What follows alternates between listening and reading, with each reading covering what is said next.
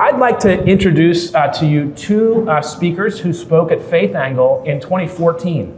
And I just listened on the airplane yesterday coming in. Their remarks held up awfully well, whether it was Molly, a leading columnist at Time Magazine, who's been at The Atlantic. You keep saying that. I'm not a columnist. An editor. National reporter. I'm a reporter. Thank you. Thank you for that. It's right here in the notes. A national reporter at Time Magazine since 2017, and previous to that, The Atlantic and a couple of papers in Nevada and elsewhere. But Molly had words on abortion and on gay rights and on sort of the quieter murmurings of prayer in schools and the prayer questions, which of course have risen themselves today. And it held up awfully well. So just to introduce her briefly first, and then Dr. Moore to you before we start. Our plan, by the way, is that Dr. Moore is going to talk for about 10 or 15 minutes with just some broad comments about where we are in the abortion wars and SPC and beyond. And then Molly is going to actually change things up just a little and interview Dr. Moore rather than do 30 minutes and 30 minutes. She's going to interview him for about 40 or 45 minutes. And I'm very much looking forward to the gift of that. So Molly, this talk in 14 was called The Persistence of the Culture Wars. She went to Yale, the stuff that's not in your bio, you have her bio already. She has been at Times since 17, The Atlantic before that, Politico before that, Las Vegas Sun. She won the Toner Prize in 2012. She won the Gerald Ford Prize in 2019. But there's really one differentiator that you should know about from Molly. There are only two kinds of journalists, right? There are those who have won $100,000 on Who Wants to Be a Millionaire, and those who have not. And she's in the club. And so is Henry Olsen. So it's a growing club. So check out that clip. Dr. Russell Moore was the 8th president of the Ethics and Religious Liberty Commission from June of 13 to June of 21. He's got 3 degrees. Most of you know him and know his bio. He's been a senior vice president at a seminary. He's been a beacon of clarity on a lot of issues, from Trump to conversion therapy to the conversion to the Confederate flag to the refugee crisis. He worked. I learned doing a little digging yesterday for Gene Taylor, who was a Democrat from Mississippi and later swapped parties. He wrote a book that some of you talked with him about last year called The Courage to Stand. And I asked a couple of his buddies, how do you describe Russell Moore? And the courage theme kept coming up and up again. And I want to read to you what one of his colleagues said. Russell Moore may be the only person you've ever met who's had an insult about him create a page in an adult coloring book. During the height of the Republican primary season in 2015, spring of 15, Dr. Moore was called, quote, a nasty guy with no heart by Donald Trump on Twitter. He couldn't help but laugh a few months later, when a friend sent him a copy of a coloring book that he'd come across in a local bookstore. The coloring book cataloged a series of Trump insults into a single space for grown-ups to play with crayons. Right there, just a few pages in, was that same quote, a nasty guy with no heart. The real reason, of course, that Russell Moore is such a fascinating leader to learn from about evangelical views in our country and in our contemporary moment is because he's been coloring outside the lines, outside the proverbial lines for many years. Again, some of the themes in this most recent book, and maybe we'll hear a little bit from the next one, which is coming, I believe, this fall. His convictional kindness has made him a leading voice among the prophetic minority and maybe within some of the 80 million evangelicals in the United States. And his leadership, including today at Christianity Today, where he leads the Public Theology Project, will chart the course that's particularly helping to lead leading Christians for the generation to come.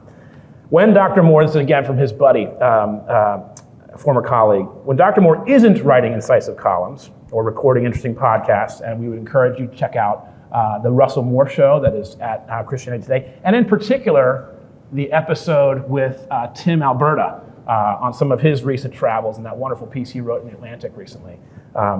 When he isn't doing those things, he's leaning into apparently his Mississippi roots of great country music, not the cheap bro stuff, but Willie and Waylon. And then this friend adds a zinger. Here's the thing. Inside and outside now of the SBC, Dr. Moore has an insatiable capacity to speak prophetically, not because he's concerned about what insults are written in coloring books or by former presidents, but because He's actually concerned about whose names will be written in the Lamb's Book of Life. Dr. Moore and Molly, welcome back to Faith Angle. Thank you for helping us make sense of Dobbs and the SBC and maybe prayer and football games and more. Dr. Moore. All right. Well, thank you. It's good to be with you. I can't believe that was 2014. That seems like a lifetime ago. So much has happened since then. Well, and thinking about the Dobbs case and sort of the implications going forward with evangelicals, if the cliche is the headline, Dems in disarray, the headline is often evangelicals in disarray because it is so often true. There is a sense in which evangelicalism is at a very precarious moment, and there are divides right through not only just about every denomination, every ministry, but every local congregation. Tim's piece in The Atlantic last month surveys that, I think, really well. And what I heard immediately after that piece was published would be from pastors all over the country saying, well, that's exactly what's happening for me. So even in congregations that aren't currently divided by politics or racial justice questions or something else, there's a sense of precariousness that those sorts of divisions and divides can happen at any moment. So that I find myself in the surreal situation of having the reverse conversation from what I would have been having 10 years ago. 10 years ago, I would often have parents of young adult children who would say, what do I do? I'm worried about my son or my daughter going away to college and losing his or her faith. How can I shore them up? Now I'm more often hearing from young adult Christians who are saying, what do I do about my mom and dad who are getting into conspiracy theories on Facebook or who want to have every family gathering be about debates over politics? How do I maintain a relationship without giving into that? Those divides are very real. One of the things that's interesting is the way that divide does not tend to show up on the abortion issue. And so the sorts of generational transformations within evangelicalism don't seem to be happening on abortion. They do in some ways in terms of tactics and emphasis, but not on the issue itself. And so I'd like to reflect on why that is and what that's going to mean, in my view, for the future. For the next few minutes. There is a narrative that an evangelical opposition to abortion, evangelical pro-life view, is a cynical manifestation of American politics. So think of, for instance, Randall Ballmer's book, Bad Faith, in which Ballmer argues that abortion was not the motivating issue for the religious right. That instead the motivating issue had to do with race. And so he quotes from Paul Weyrich and Richard Viguerie and others who were leading figures in the religious right, talking about the motivation being IRS decisions on evangelical Christian academies, segregation academies, the Bob Jones case, and so forth, in order to make the case. The myth is that evangelicals were apolitical. He's right, that was not really true at all, and then became mobilized after Roe versus Wade. He's right also that is not true in exactly the way that we often see it. I don't think, though, that his cynical, for lack of a better word, reading of that is entirely true either. I mean, even if one takes the most cynical view possible, there has to be a reason why people are motivated by a particular issue. So if one looks at, for instance, the Protestant Reformation, and if one were to say, well, we can look at this simply in economic and political terms. This has to do with the church building itself up through the selling of indulgences. One still has to ask, why are people buying indulgences? Why does that work? Something can't be marketed if there's not an audience for it. So there had to be a theological base that caused that to be motivating to people to say, I don't want to go to purgatory. In the same way, I think the issue of abortion, even in the most cynical readings, taps into something present in evangelical life that has been persistent. One of the things that people will often point to are the Southern Baptist Convention resolutions in 1971 and 1974, which were essentially pro-choice in the way that we would read it now, because the exception clauses were so broad. The problem with that reading is that often there's a lack of understanding of what actually was happening within the SBC and within the larger world of evangelical Protestantism at the time. A great deal of it had to do with what we would now call negative polarization, except not the kind of negative polarization that's red state, blue state, but Protestant Catholic. So for most of the 20th century, if you look at the writings, especially coming out of the Baptist tradition, the writings that were concerned with religious liberty and religious freedom, they were not directed toward a fear of a secularizing America in the way that they would be now. They were written about the fears of an authoritarian Catholic Church, immigrant communities coming in, not assimilating. You see the same sort of language showing up in other places later. The sort of rhetoric that was being used against Al Smith in 1928, John F. Kennedy in 1960, fear that there would be dual loyalties, and that the Roman Catholic Church, once it achieved power, would not allow for religious freedom. The abortion issue, seen as a Catholic issue, often led to the exact opposite response from some committed evangelicals. With that, there was a kind of NIMBY phenomenon of, especially in the South, evangelical Protestants not thinking that abortion was or could be a commonplace practice among them. And so if you look at those resolutions in the 1970s, it's shocking to people how the exceptions seem so broad, but they're worded in such a way as to condemn abortion and then to give the exceptions. So abortion, obviously not as a means of birth control. Abortion is a terrible thing, and then these exceptions that are very broad. There is a sense in which what happened in the years through the 1970s and through the 1980s is that there was a growing awareness that abortion actually can happen at a scale that people previously did not think would be the case. Whether the position is right or wrong, that is a factor that took place. There's also the importance of recognizing multiple motivations within the pro-life movement. Pro-life movement is not one thing. There's a political wing of the pro-life movement. There's a ministry wing of the pro-life movement. There's a cultural persuasive wing of the pro-life movement that are working together. But often, even within those subcategories, you have multiple motivations for the pro-life position and for opposition to abortion. So if you look at, for instance, some of the rhetoric from the pro-life movement in the 1980s, in the early 1990s, a great deal of it was framed in terms of cultural decay.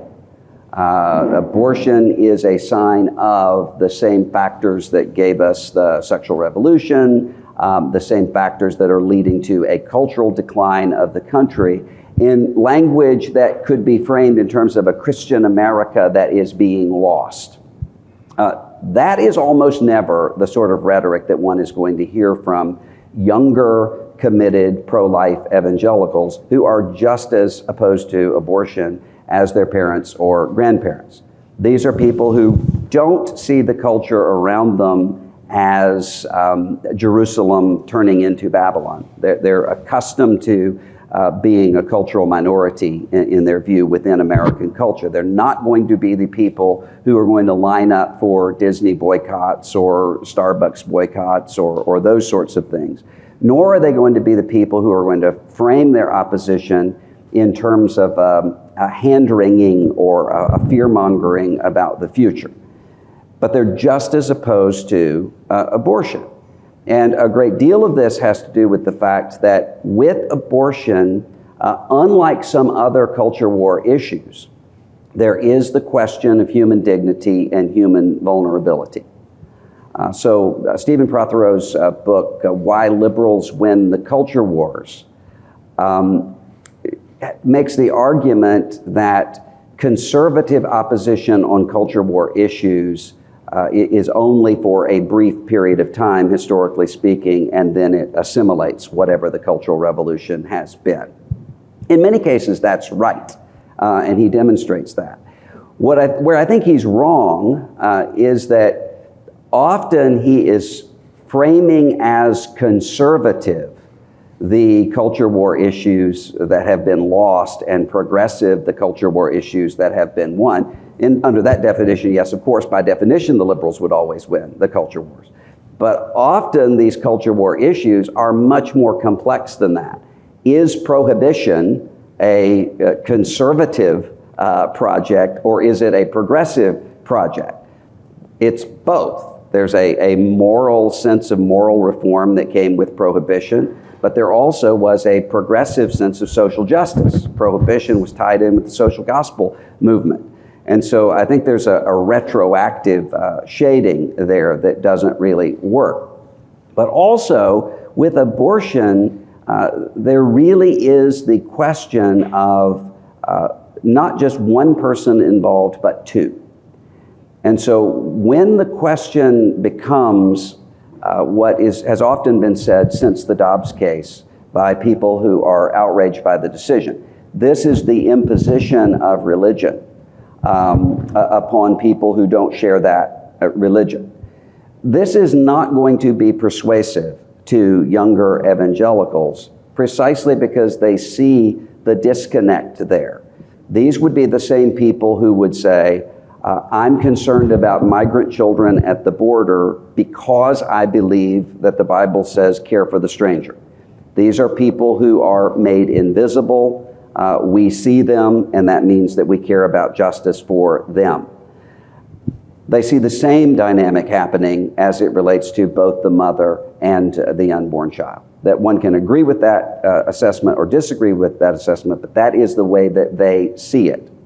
And so the arguments that would say this is an imposition of religion, to them, this is not an imposition of anything. This is a conscience that is being motivated by a sense of justice, which is why it's sometimes disorienting to people if they move out of sort of the political advocacy space of the pro-life movement and to the on-the-ground sort of ministries, pregnancy resource centers and other things, and they're expecting to see whatever they believe to be typical of the religious right, and they see the very same people who are motivated with a pro-life view of abortion, also the people who are concerned about the Kurdish refugees around the corner, also the people who are concerned about the way that migrant children are being treated at the border. That is presented as something inconsistent because it doesn't follow one or the other of the current party lines. Doesn't feel inconsistent to the people who are operating in those spaces. And these are people who are increasingly comfortable is not the right word, but increasingly accustomed to being outside of those boundaries and being somewhat homeless politically. So the idea of the rights of the unborn child being made in terms of viability are not going to be persuasive to younger evangelicals who have a sense of no human being as being viable, if what we mean by viable as able to exist independently.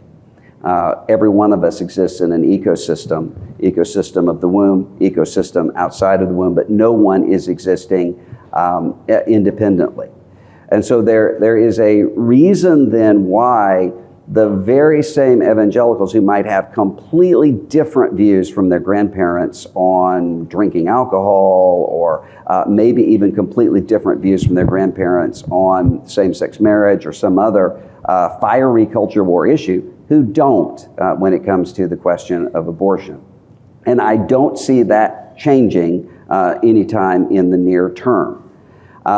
When it comes to the question of what's often called a whole life, pro-life message, the difficulty in adjudicating that is how someone is using the term whole life.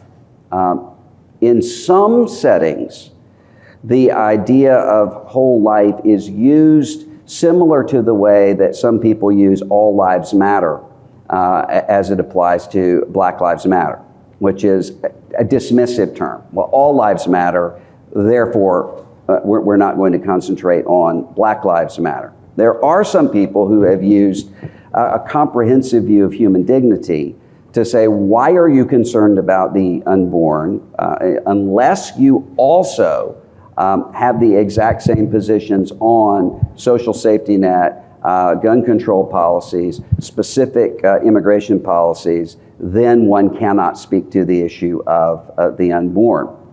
That sort of tactic has not been persuasive for a variety of reasons. One of those things being, imagine in all of these cases that you translate the abortion issue to the border.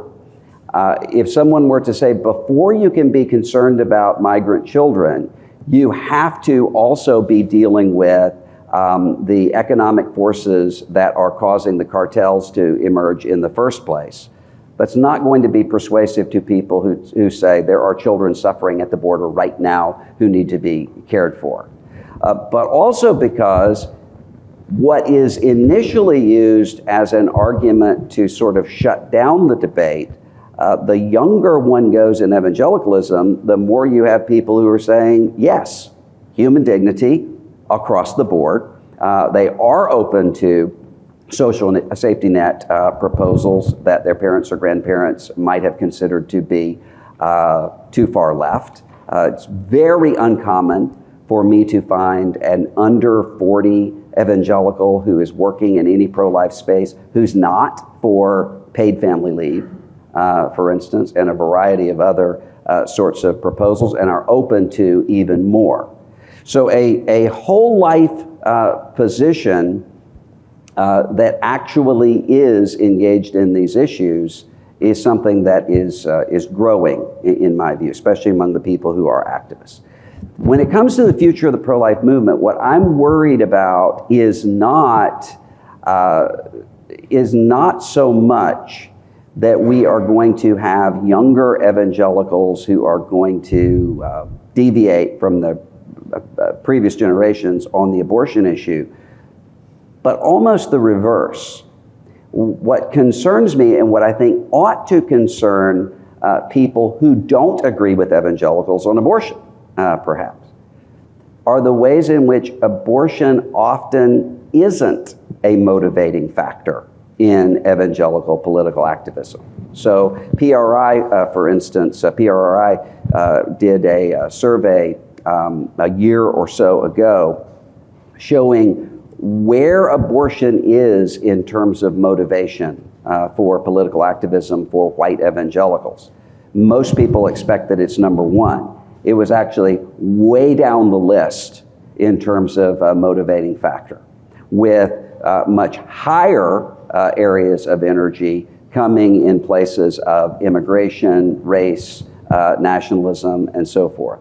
That's deeply concerning to me, because whether one agrees or disagrees with evangelicals and Roman Catholics and others on abortion, the motivating factor behind the pro-life view, at least at the activist level, is a concern for human dignity and a concern for human vulnerability.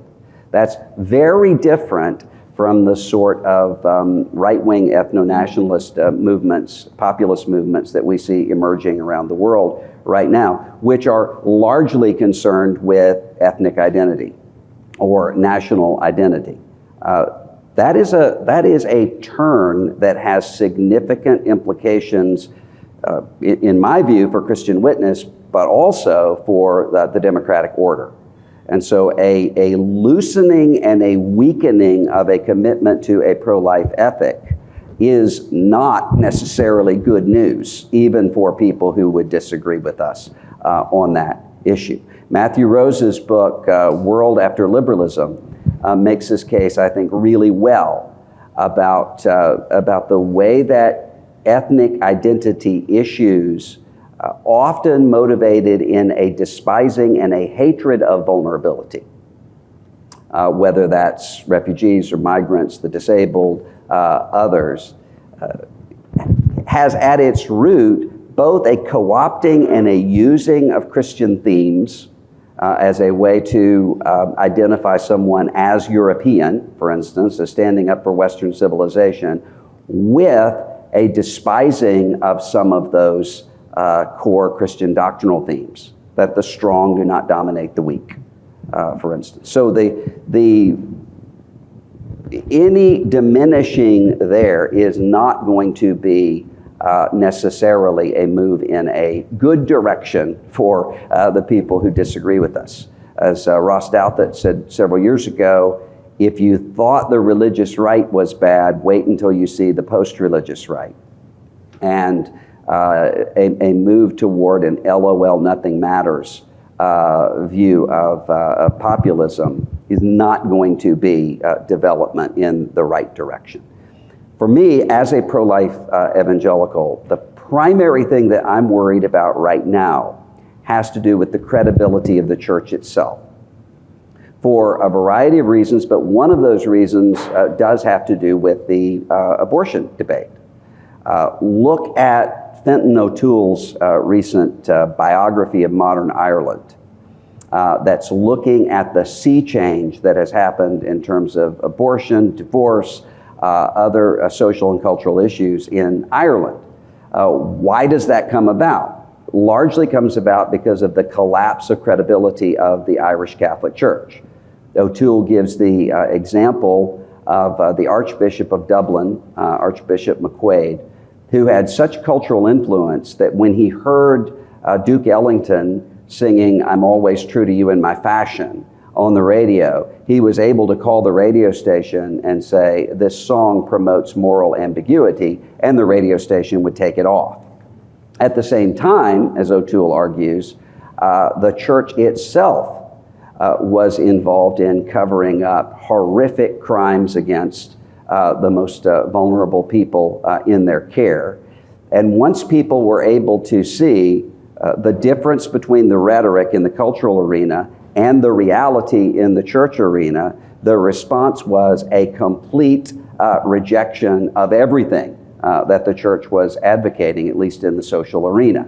So that, as O'Toole puts it, the sort of situation that could lead to parents bringing their children who had been abused to apologize to the priests who abused them was so morally perverse and such a gaslighting technique that the people came to conclude that they were actually more moral than their clergy and their leaders on these issues of morality. And the response is a complete rejection. 2018, where Ireland had been an outlier in Europe on social and culture war issues, 2018, Ireland adopts a very liberalized abortion law. 2019, a very liberalized divorce law. And the church has no credibility there at all. So in my view, as a pro-life evangelical, political influence is important, but political influence has to come with cultural influence. It does not matter if Dobbs overrules Roe, if the response is an American public that's 80-85% pro-choice. That's not a sustainable win. Has to come with cultural influence, with the persuasion that changes hearts and minds, and the political influence has to come with moral authority. And if there is a loss of moral authority, there is a loss of cultural influence. If there's a loss of cultural influence, there is no long-term holding to political gains. And so one of the issues that I think is most crucial for sustaining any sort of evangelical commitment to human vulnerability, caring for women in crisis, caring for their children, will be restoring the credibility of the church itself. And that is a very difficult path at the moment. Sorry, I went longer than I was supposed to. Molly Ball, national political correspondent. Thank you, Josh. Thank you, Dr. Moore. As we said, we're going to do this more as sort of an interview than a point-counterpoint and hopefully a conversation, a dialogue. But I did want to take you back to sort of the beginning where you started, the quote-unquote evangelicals in disarray, because I wanted to get you to talk a little bit more about your own, what led you to leave the SBC a year ago now, and then the report that came out in May that you called an apocalypse worse than you even imagined. These issues, as most of the people in this room I'm sure know, Dr. Moore, having been the head of the Ethics and Religious Liberty Commission at the Southern Baptist Convention for nearly a decade, was a prominent dissenter over Trump, but stayed in that position and took a lot of heat, took a lot of flack, but then was finally moved to leave the denomination over the sexual abuse crisis within the church, which he asserted the church was not doing enough to look inward and address. And then when the church finally did look inward and address it, Dr. Moore wrote that it was worse than he could have even imagined. So I would like you to reflect on the aftermath in the past, I guess it's been less than a month, of that report coming out and how you see the community and the holders of power addressing that. And then, as you have related it to the broader credibility of the church and to the culture wars as they resonate in the political sphere, because if there is this community, as you're talking about, of particularly in the younger generation of evangelicals who are much more focused on the continuity of these questions of human dignity, it's hard to see a place for them in a church that is racked by these scandals and racked by the political divisions that that Tim wrote about and that you've also mentioned. Yeah, well, the thing that is primarily concerning to me is not just that there are younger people who are leaving the church. That's the case in every generation. It's why they are leaving the church. And so it's a very different, the conflicted younger evangelical that I talk to right now, who says, I don't know if I can hang on, is almost never someone who is saying, I just don't know if I can believe in virgin births and miracles, nor is it someone who is saying, I just don't know that I can keep the moral teachings of the church. That would have been the case very typically 10 years ago and 50 years ago, for that matter. Now it's usually the reverse, in which someone is saying, I don't think I believe that the church believes what the church is teaching. And so there is a sense of Christianity being used as a means to an end. That shows up in the political divides, even for younger evangelicals who might completely agree with the political positions that their church is taking. If they see the church's teaching as being political, they can get their politics somewhere else and without giving up a Sunday morning. And then when you see the sorts of scandals that we have had, the problem is not just that people are saying, I see the seedy side of human nature that shows up in religious people. Again, that has always, Elmer Gantry is written for a reason. I was looking at a quote a few weeks ago about the judge in the Jim Baker, Tammy Faye Baker case, PTL scandal in the 1980s, who had someone who called and said, are you a Christian? And he said, I would have said yes, but now I plead the Fifth Amendment after having seen everything that I've seen. But that's always been the case. Instead, what is happening now is that there are people in churches who are asking, is this all that this is? That's a very different and a very troubling matter for me.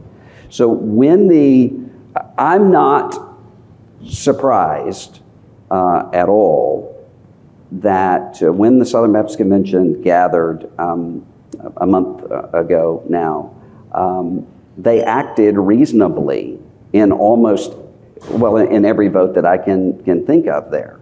The sort of conservative Baptist network wing that was bringing in Charlie Kirk and Turning Point USA and was participating in a backlash against calls for reform of the SBC, lost every vote. And in the presidential election, won less than 35% of the vote, despite dominating all of the conversation leading up to it.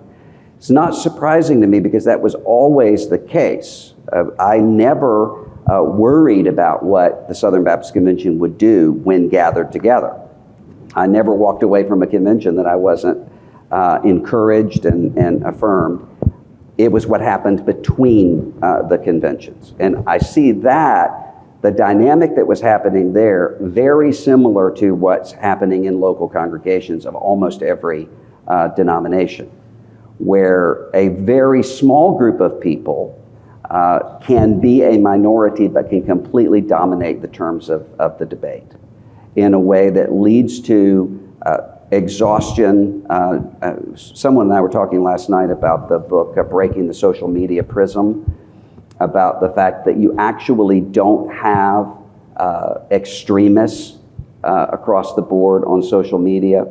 It's that the people who are not extremists have lives and have more to lose and tend to disengage from social media altogether, leaving the extremists to dominate. That's actually showing up in real life now, happening in denominations, happening in local congregations, because there's not an understanding of the psychologies involved. And so it's, Brian Klaus has this book, Corruptible, about power dynamics, and he uses the example of his mom, who was a school board member. She ran for school board because she loved kids, she loved education. She was interested in boring things, relatively speaking, about education policy. She wouldn't, he argues, run now if she had to deal with people screaming about CRT and masks and vaccine policies and conspiracy theories at the school board meeting. That's not what she went into it for. She just wouldn't run, which would leave it for the people who actually enjoy that kind of thing. That changes the dynamic. That's what I see happening in local congregations and happening denominationally. And there is a sense of, in many cases, people eventually say, I came into this to serve Jesus and to serve people. I can do that in other ways. In my own case, it was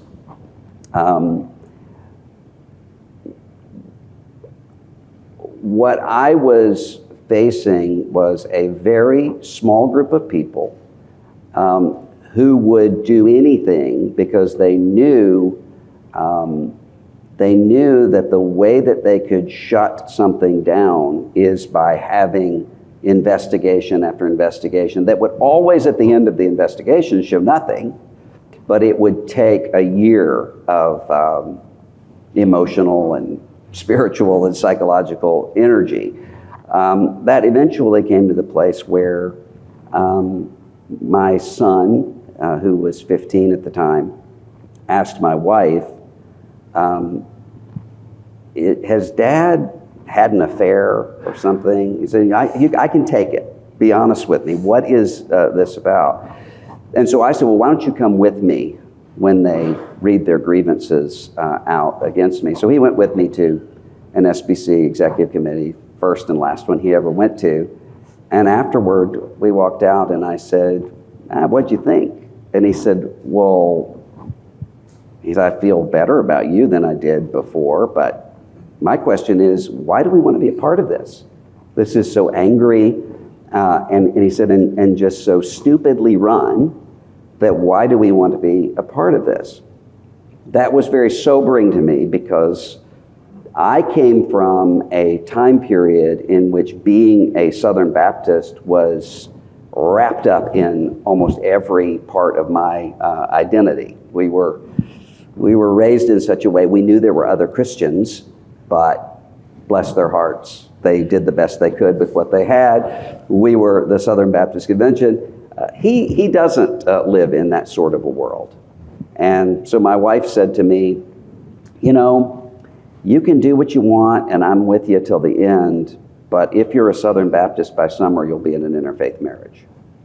And I said, okay, I think you're right on this. Even though, again, most of the people I think are in a good direction within the SBC, are making the right decisions.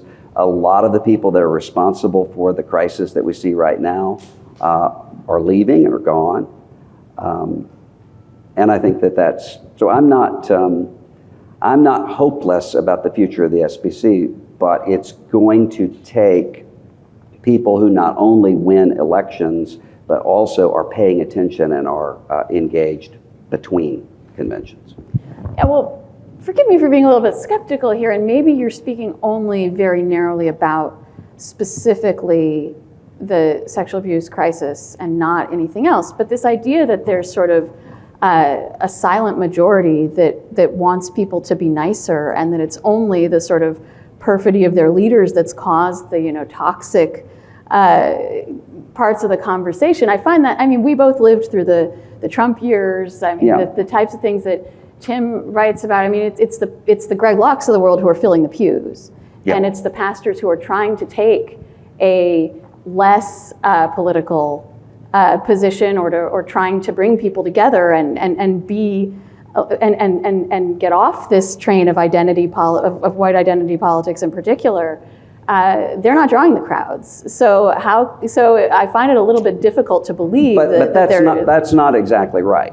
Okay. I mean, if you look at the growing churches in the United States right now, you have some, particularly in the Pentecostal charismatic world, that are indeed building and growing crowds in this way. It is true that crazy as a church growth strategy is working in a lot of places, mostly by drawing out people from other congregations who mistake crazy for conviction. That is happening. But it's also true that if you look at, particularly within the SBC, if you look at the fastest growing congregations, they're not politicized congregations. And where you do see that taking place, again, often, if you look at your typical church, for instance, that's torn apart by, I had a pastor not long ago say that he would put a hoodie on when he went into the grocery store, pastor of a very large church, because he had prayed for the family of George Floyd, and after that was accused of being a critical race theorist. And so he would have this controversy going on. If you took a vote in his congregation and said, is Pastor Tommy a critical race theorist, 90% of the people would not say that that's the case. 10% of the people, though, are the ones who are constantly at him, and are the people who will say, the problem is Pastor Tommy is just always in the middle of controversy, because they're putting Pastor Tommy in the middle of controversy, and eventually that exhausts even the 90% who start to say, why are you always putting us through this? Well, we got to get back to abortion, and there is so much that's fascinating to discuss on this question. And you mentioned the idea of Christianity as a means to an end, right? And I'm sure this is an argument that you heard a lot, that we all heard a lot in the Trump years, this idea that sort of a vulgar vessel was necessary to achieve holy aims. And in the wake of this decision, a lot of those people are taking a victory lap, saying, see, we were right. He gave us what we wanted. Are they, in fact, vindicated? Well, here's the argument that they would use. The argument that they would use is that there had to be a disruptive figure who would be willing to do whatever it took to appoint the sorts of people who would hand down the Dobbs case. I don't buy that argument for a number of reasons. I mean, one of them, the author of the Dobbs case is a George W. Bush appointee. I don't think that you would have had largely any different decision from a Jeb Bush court or Marco Rubio court, a Ted Cruz court, than you would have with a Donald Trump court, especially given the way that attention is so carefully paid now on both the right and the left to court appointments. So I don't think that Donald Trump uniquely was going to make judicial appointments that someone else wouldn't have made. I also think that one has to look not only at the final result in this case, but what is the cost of hitching the pro-life movement to a figure such as this? Now, again, I think people can make arguments in various ways, but that is deeply concerning to me. I don't think you can have long-term a pro-life ethic without a concern for vulnerability, a concern for women, character. I mean, I think all of those things matter. Where do you think we go from here? I mean, you asked someone else this question on your podcast, and I thought you put it very well. There's sort of, we can imagine a few different trajectories from here. One is that after everyone's done freaking out, we sort of settle into a new, more pro-life equilibrium as a country.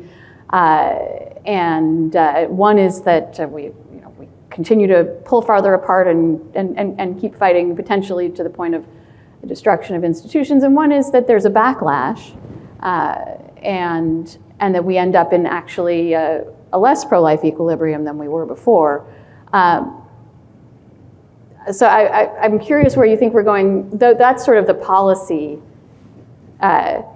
framework, but also in sort of like the more socio-cultural or sort of emotional framework. How mad are we going to be at each other in the long term over this? Yeah. Well, on the Dobbs case, I'm not really sure, because I think a lot of that is going to depend on what are the legislative and cultural and political sorts of initiatives that come out of this, along with what are the support systems that are given to women and families and other people. I don't think we know what that is going to look like yet. I could see the Dobbs case being similar to Obergefell or to Hobby Lobby, where on both the right and the left, there were very dire predictions about what this would look like. So there were many in my sort of world who would say, after Obergefell, it's going to be illegal to read the Bible in your church and so forth. And eventually, after a while, people see that that didn't happen, and they sort of moved on into the future. Hobby Lobby, there were very panicked sorts of comments coming from the left that then were just put aside, and the rest of the country moved on. Could be like that. It could be that what we see is instead a backlash that takes place, that if this is handled poorly could lead to an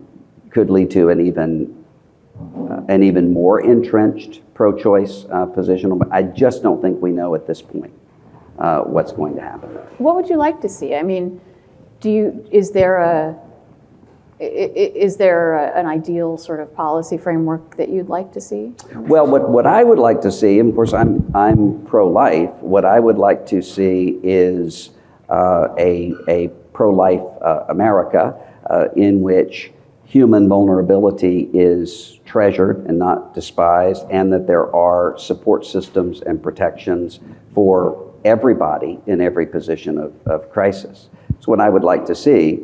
I'm not sure that that's where we're headed. It could be, but I think the next several years are going to show that. Yeah, I want to throw it out to the group pretty soon, but I know that you're all going to have much better and more interesting questions than I do. But before I do, it was interesting to go back and reflect on our 2014 conversation where, we talked about the culture war mostly from the perspective of specifically gay marriage and abortion. And then I made this sort of effort to bring in issues that we weren't talking about, and I mentioned, assisted suicide and immigration and the environment. But we really did not talk about race in that conversation. Mm-hmm. And in retrospect, it's a humongous and important blind spot that both of us had, that we didn't see this being a matter of cultural controversy that was going to be politically divisive over the long term. And of course it has been, and this has also been one of the big controversies that you have been a part of. So I guess I'm wondering whether and how you think that the fact that we sort of didn't think of that at the time has sort of been the reason for everything that happened since. Yeah, I agree with Charlie Sykes at the Bulwark, who in his book Why the Right Lost Its Mind, argued that he, as a conservative talk radio host, had this understanding that there was always this racist fringe, but that this was, to use his terminology, a recessive gene, and did not represent the mainstream of the movement. It was very easy to come to that conclusion for a long time, because there would be the Steve Kings and the David Dukes and so forth, but that wasn't what was coming from the national leadership. George W. Bush, when Trent Lott made his comments about Strom Thurmond, George W. Bush was the first one to denounce it and to seek to win votes of minority voters and so forth. I think what we have seen over the past several years is that there is this resurgent blood and soil sort of identity politics emerging at the same time, really all over the world, in most places in the world, and that the United States is not an exception to that. But also the way that often these issues are being framed in terms of almost every issue I would find that was deeply visceral with people in a controversial way would be one step removed from race. In almost every case, that this was the sort of motivating kind of factor for people inside and outside of the church. For instance, on the immigration issue, again, you look at the polling and most people were in the same place when it came to immigration. Tougher security and compassion for people who are already here. But the people who were doggedly opposed to this had an entire theory of George Soros manipulating the great replacement theory before we knew what the name for that was. And that, it seems to me, is getting worse and not getting better, both in the country and in local churches. Well, and so you talk about abortion as sort of being separate or as being a unifying issue for religious conservatives, I guess. But I think for a lot of people, maybe especially on the left, but there's a feeling that the very idea of a culture war stems from this "Make America Great Again" nostalgia. That when it comes to both race and gender, that it's about a sort of yearning for the hierarchies of the past, and indeed is a sort of authoritarian, and this relates to the sort of, abuse of power, intoxication with power that you're talking about on the part of some leaders, that these are all bound up together in a sort of, toxic wistfulness for perhaps imaginary country where the right people were in charge and nobody else had a voice. Do you think that's wrong? I think it's wrong as it applies to the abortion issue. I think that certainly is a reality, but I think that there are, again, multiple motivations within the pro-life movement, and a great stream of that is motivated by a response to a sort of toxic authoritarianism that says it is an abuse of power to take two people with dignity and rights and to treat them as though only one of them mattered. Now, one can agree or disagree with that, but that is a motivation, which is one of the reasons why I think within evangelicalism you see these wide divides on so many of these other issues, but not there.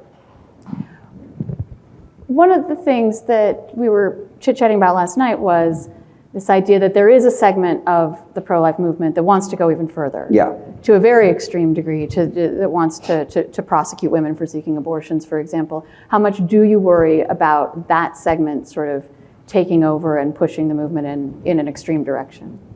Well, there is that wing. I mean, for instance, within the SBC, a great deal of the conversation this year was coming from so-called abortion abolitionists, who are using a very positive term, abolitionism, and there's almost no Southern Baptist that doesn't want to see abortion abolished.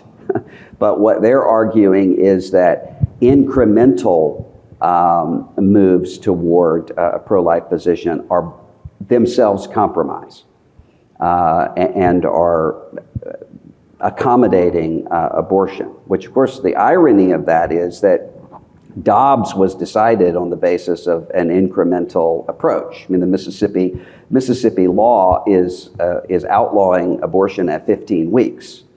There's been this undercurrent of a distinct minority so far that would, for instance, we had a group in Georgia when my organization supported the 20-week ban, national legislation, that put out letters saying they're for abortion up to 20 weeks, which of course is not the case. So there has been that argument. Now the argument is that unless one is going to penalize not just abortion providers, but also women seeking abortions criminally, that one is not genuinely pro-life. I don't think that that's going to win the day. As a matter of fact, a letter denouncing Louisiana legislation that would do just that was signed less than a month ago, or maybe a little more than a month ago, by virtually every major pro-life organization, from Susan B. Anthony, National Right to Life, so forth. You remember the very strong denunciation that came of Donald Trump in 2016 during the primaries, when he's being asked about should women be penalized, and in an interview he says, yeah, there should be some penalty. The denunciation came from all of the pro-life groups. We're saying that's not what we're going for, and he walked that back and then changed it. So if that were to become, if there were to be a kind of pro-life movement that seems to be punitive to women rather than a pro-life movement that cares about the dignity of women and unborn children, yes, I think that there would be a backlash to that in a major way. I don't see that happening, especially because where it is happening among sort of fringe streams of evangelicals, but isn't showing up, so far as I can see, for instance, within Catholicism, which is the idea driver still of the pro-life movement. It's not the totality of it, but Catholicism does drive the ideological side of the movement. You want to throw it out to the group from there? I think that's exactly right. Thank you, Molly. Thank you, Dr. Moore, very much. All right, so everybody has within an arm's reach a mic. Please just use that as you get in. I have one quick follow-up question while you're getting yours ready, and we'll keep a list up here to the predictive question that Molly asked, which is just that, as we have the privilege of a religious leader with ties to the churches with us, as opposed to lots of other stories people are working on. In terms of your connectivity with a lot of churches, former SBC, churches, former friends at SBC churches still, and or current friends at SBC churches still, and the kinds of things you and Tim talked about on that podcast, where the question was raised: is January 6th more of a letting the steam out of the vessel, the extreme tip of it all, or a harbinger of things to come? Do you worry there? There was an assassination attempt on Kavanaugh's life a week and a half or two ago. How worried are you that this part of the abortion wars and the energy and the frenetic energy that is part of the culture wars, in the abortion wars right now, may lead in connection to midterms or 2024 to considerably worse than we've seen? I'm not sure as related to abortion. I am very concerned across the board about political violence and civic violence. And a lot of that has to do with the way that January 6th altered the Overton window of the sorts of things that were happening on January 6th would be the kinds of things that if any of us had warned about in June of 2015 or even in September of 2020, it would have sounded like hysteria. And on the day of January 6th and 7th, there was almost no way to defend what was taking place. I mean, even the people who were trying to were doing that by saying it's Antifa, things that were later demonstrated not to be correct. But after a little period of silence, there was the argument, let's just move on, things just got out of hand. That's deeply concerning to me in terms of and that's why I think the January 6th committee hearings are so important, even if they don't move the needle in terms of public opinion. I think it is really important as a historical record to deal with the horror of what happened there, because if we're able just to say, January 6th, this is one of the things that happens in American life, then we are headed into a really, really dark time. Amy Sullivan, Sojourners, and a podcast. And let's plan to break at 10:45 sharp for 15 minutes, so that's where we're going. Just hit that button on the front right.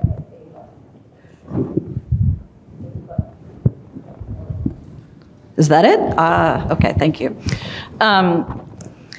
So I've spent most of the past 5 years talking to a lot of white Christian women, particularly evangelical women, who have been rethinking most of what they were taught, both theologically and politically. And when it comes to the abortion issue, there's a pretty common story that most of them tell, which is that just like you had at the beginning talked about the fact that on the left, often it seems as if in an issue where you've got competing interests, only the woman counts. It's the opposite of that on the right often. You talk about people acting as if there aren't two figures with dignity and right to life, and yet it can seem like the woman is beside the point. And for many of these women, it was having life experiences, having friends who had abortions, or having friends who have miscarriages that could now be potentially criminalized. And then there was another piece, which is for them thinking through, do we really want Roe overturned? Is that the way to get what we want? Or are there policies to prevent unplanned pregnancies that are actually very effective, that as we've seen over the past 2 decades, drove down unplanned pregnancy rates to historic lows? And why doesn't the tradition in which I was raised, why doesn't it embrace that? And so my question for you is, for a while, it has seemed that one of the differences between evangelicals and Catholics and the pro-life movement is the difference between a church that is fundamentally opposed in its teachings to the acceptance of contraception and evangelicals who, in their various traditions, don't necessarily have that opposition. Right. That seems to have hardened a bit more, which is to say, I see more evangelical politicians and even lay people expressing an opposition to contraception in the last, say, 5 years. What do you attribute that to? And do you see that as an issue going forward when people are going to be focused on, yes, what are the states doing in terms of laws, but also is access to contraception now going to be, as some of the justices have indicated, up for reconsideration? Yeah, I don't see a move at the popular level on contraception at all in terms of either practice or popular support, except when contraception is defined so as to include, for instance, Plan B, which pro-life people would see as stopping a life after conception. But I don't see beyond that really much movement, at least in my evangelical spaces, on contraception. And often the response to that from our Catholic allies will often be, well, that, in their view, is a fatal flaw because it doesn't have a bigger picture of bioethics and so forth. But I don't see that. And as you're preparing, to get in as well, please, if you would, just either pop your Tom Howman's up next, and Jack Jenkins and Steph Kite, please. A quick follow-up? Yeah, just that, and yet when it comes to the political arena, that was a major issue with the AMA and the contraception mandate. It was not just the Catholic politicians who said this is a line we can't cross. It did become something that almost scuttled the whole thing. Yes, but because what you had at least in evangelical spaces, two things. One of them being drugs that they believed to be abortion causing. Well, again, whether one agrees with it or not, that was their belief. But also because even many evangelicals who have no problem with contraception at all didn't want a state able to tell nuns they have to cover contraception. So I think those are different questions, but I just don't see a major cultural shift on contraception happening. All right, we've got Tom Howman, Shadi Hamid, Steph Kite, Jack Jenkins, and Kelsey Downs. But first, please. Oh, I was just going to jump in to say that I do think that the debate that is going to start happening in many of these states may not be about contraception, but it is going to be about, Plan B or, Yes. The under 6 week or under 15 week or under 20 week period where, a lot of the states that pass these so-called trigger laws that go all the way to fetal personhood were passed under the assumption that Roe was still in place, and these were essentially messaging bills. And now there's a dog that caught the car effect, where a lot of these conservative legislators are on the hook for positions that may generate a backlash, even if they aren't all the way to banning contraception. So. First, a fantastic discussion and perceptive questions, Molly. This shows the importance of these meetings. So I have two questions, but the first observation is it's interesting we discuss this at such a theoretical level, or 30,000 feet. And since the Supreme Court leak, it's really hit me and many of the people I deal with that this is such a complex personal issue for women, fathers with daughters, husbands. And it's far different than the coach praying or even the Hobby Lobby thing. So my question is this: does that make finding common ground for all life issues more difficult moving forward? And also, what about the movement in this country from people coming from state to state? While you were talking, I looked up that 20% of the Southern Baptist Convention comes from Texas, Georgia, North Carolina, Florida, Tennessee. So 20% of the new people coming to Texas are from California. Mm-hmm. what is that going to do to this big issue and the evangelical movement? Will it harden our silos or break them down? Well, on the second one, I'm not sure. I don't know that we know yet. On the first, I think it might make it more difficult to have broad coalitions that are assimilating virtually every issue, but that was already difficult. What I think is more likely to happen are these unusual issue by issue sorts of alliances, which is is where the most productive things that have happened are actually taking place there, where people are able to say, we don't agree on anything else, but we do agree on this. I think that will continue. And I think one of the reasons that can happen is that it can't happen if there is this sense of separating the sheep and the goats on the basis of overweening political ideologies, where good is my tribe and evil is the other tribe, which is increasingly the case. A more Augustinian Christian view of good and evil straight through every human heart, Solzhenitsyn says, will then lead to a sense of the possibility of common grace and good faith in people with whom I disagree, and the possibility of my own capacity for evil and wickedness in ways that individualizes that rather than tribalizes it. Where that happens, I think there is possibility for collaboration. Molly wrote a book on the first Californian to become the first woman Speaker of the House. Do you want to weigh on the hardening of silos or anything?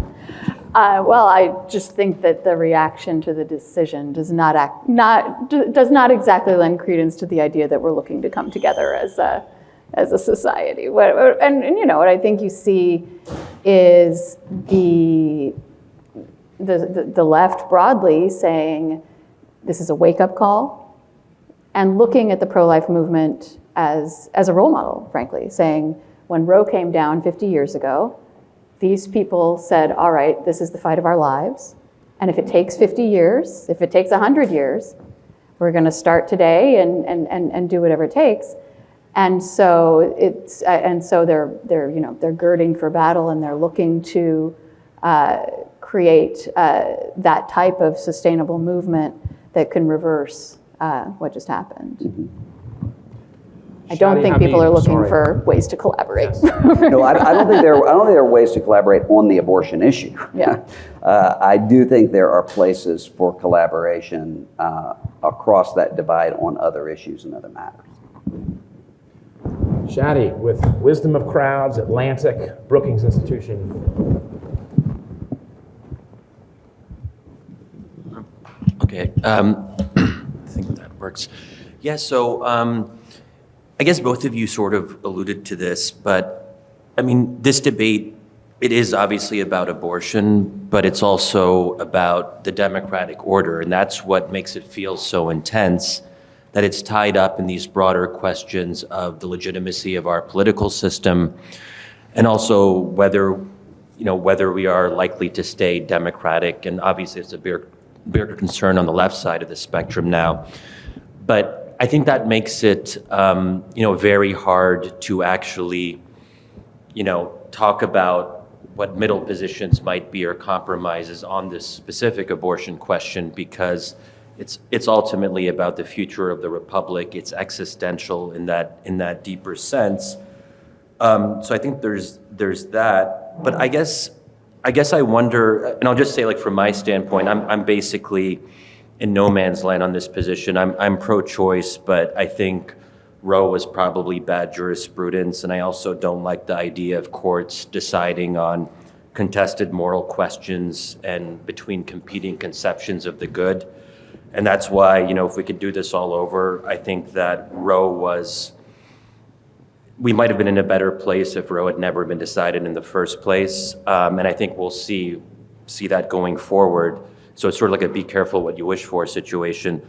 But I'm curious, Dr. Moore, but also Molly, from the if you have views on the left side or how you view the left side of the spectrum on this. But I mean, I think that it's very hard to find, like, so I've been very, I think, reticent the last couple days to sort of express that middle position. And I feel like on Twitter, but also my sense of the broader ecosystem is this is the most social pressure to conform. So if you're vaguely left of center, as I am, this is not the time to say anything. And I'm someone who's generally like open to say things that, are out of the mainstream. But on this, I feel like the costs are considerable, and maybe that'll dissipate. But I imagine it's also similar on the right, that if someone on the right who's pro-life, but maybe has a position that, well, maybe there shouldn't be trigger laws that ban abortion at basically 0 weeks, that there could be a sort of first trimester compromise, those people are not going to feel they have any place to make that argument. So, so it's not so much a question as just sort of like, I don't know how, that just makes me very pessimistic, and I'm curious if you sort of agree with this description of it, that unless we can kind of take this issue outside the broader question of the future of American democracy, it becomes very hard to actually have a conversation about it, because abortion is a proxy for all these other things. But actually, all of our political debates aren't just about the specific issue. They're all, in a sense, tied to this broader constellation of issues, which makes it very hard to talk about them in any kind of constructive sense.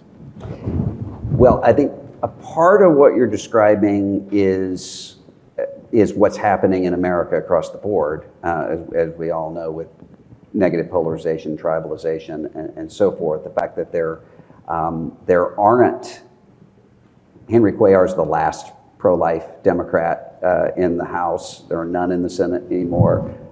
There are very few pro-choice Republicans, so the partisan divide has sorted out in ways that were not the case in 1973 or even 1993. But part of it is the nature of this particular issue, too, because Caitlin Flanagan's piece in The Atlantic on what we don't want to talk about with abortion, I thought was a really insightful piece that sort of points to this.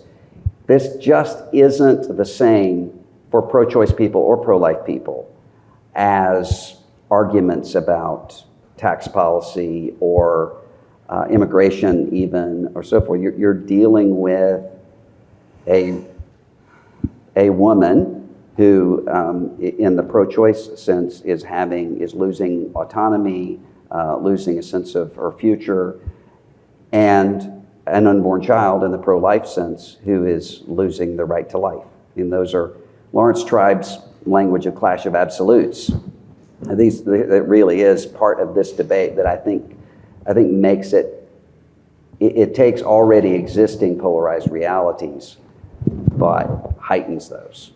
So I'm not sure. I mean, I think that it is possible that there is some sort of heightening of some other culture war issue and a cooling off of this particular debate. I also think it's possible to see it heightening. I just don't know. Is one alternative just to say, well, maybe the Supreme Court shouldn't be the locus of these kinds of debates? I mean, that ultimately it should be up to democratic decision making, and most countries don't have constitutionally enshrined right to abortion or the opposite. I mean, generally this is left up to parliaments in the vast majority of the rest of the world. It's actually relatively odd for it to be a constitutional question that courts decide. So I'm just, perhaps if we focus more on, that these questions have to ultimately be resolved through democratic give and take. But that's also very controversial because some people don't believe we have actual democratic give and take. But it seems to me that would be the better venue in which to address these questions. But anyway. Yeah, and that's what the Dobbs Court would say they've done. That's basically what the Supreme Court said. But I mean, I would take this in a slightly different direction, which is just the difficulty of having the debate, right? Which is, I think, is what you're talking about, and which is especially relevant for all of us in the room who are journalists, right? And who see our role as trying to be open to many different perspectives and sort of, explain or illuminate debates that are going on when, emotions are so high around this question that for a lot of people it's offensive on its face even to acknowledge that there is a debate or that there are different sides of this issue. I want to read this. I was really struck by this tweet from Dr. Jen Gunter, who's a prominent liberal voice. She's an OBGYN, and I don't want to pick on her, right? She's not a journalist. She doesn't have a responsibility to listen to both sides here, and it's her right to, go on or not go on any show she wants. But she tweeted that she'd been asked to go on a television program to discuss Roe, and then found out it would be a panel with a, quote, pro-life, anti-abortion voice. I'm livid and sent this reply. And her letter, she said, I have to decline the CBC's interview request if you're also interviewing a forced birth advocate. There is zero point in being on a show that elevates those who lie to deny medical care. In fact, elevating these people is part of the problem and why we are dealing with this snowballing medical tragedy. Maternal deaths will rise, people will get clandestine abortions and suffer horrendous consequences. People won't be able to get the best care for miscarriages and ectopic pregnancies. Many forms of contraception are also on the line. There is no scientific counter to this travesty, just lies. Every single scientific opinion points to the necessity of legal, safe, affordable abortion and contraception. I've pulled a fetal skull out of the abdomen of someone who was butchered by a cheap provider because they couldn't afford good care. I will not participate in false equivalency. And she goes on. And so I think not only on abortion, we journalists hear this on many issues nowadays, that merely to platform opposing voices is itself irresponsible and offensive and dehumanizing and so on. And it's part of this sort of apocalyptic idea that these issues are life and death and so much is at stake that we can't even have a debate. And I don't know what to do about that as a journalist. I think it makes it really hard to sort of try to explain and mediate debates rather than get sucked into them by people who basically say that position doesn't exist, it's not possible. What Molly just said is a good occasion to call on Robert Downen of the Houston Chronicle. Say again? Yeah, but this is my little terrain, Robert. I'm doing it right. Authoritarianism. Listen, we're gonna get to other new journalists, but seriously, Robert killed it on the abuse crisis in the SBC, and he used his territory of stewardship to really, over the course of 7 years, you guys had that thing going. So please, if you would, ask on the example of Molly just sort of encouraged. You're up, Robert. Please. Yeah. No, I honor your amazing 7-year work as a journalist. And just this way, just hit that button, and you're up. Thank you. It was it's 4 years of work, but it just felt like 7. So I'm prone to exaggeration. This is a long thought followed by a short question for Dr. Moore. Within these 4/7 years that I've known you, a constant thing that you have talked about, for lack of a better term, is that, or I guess, is when you've been wrong about things, you've been willing to be like, okay, I was wrong about this. And I think one of the reasons, your outro from the SBC was as much about raising those doubts, whether being, from your own perspective, but also by doing so, those doubts were challenges to leadership in ways. And, even in this conversation, you've talked a lot about, I guess, there were a number of things that I just noted. Like, you mentioned great replacement theory as being some, we didn't have the verbiage for it. I'm like, but that's been like a thing forever. The Hobby Lobby decision, and saying, some of the some of the concerns on the left didn't materialize. And I heard that, I was like, well, maybe they did or maybe we just didn't listen to them because it was no longer in the news anymore. Maybe it's not that they didn't materialize, it's that they were just not heard anymore. And going back to, even your reaction to the report last week, or last month about the SBC, calling it apocalyptic. And, I read that and I was like, man, I guess it's sometimes, I think I don't want to say blind spots or something, but I do feel like, there are times where you have, like, I guess having been so close to the center of the apocalypse,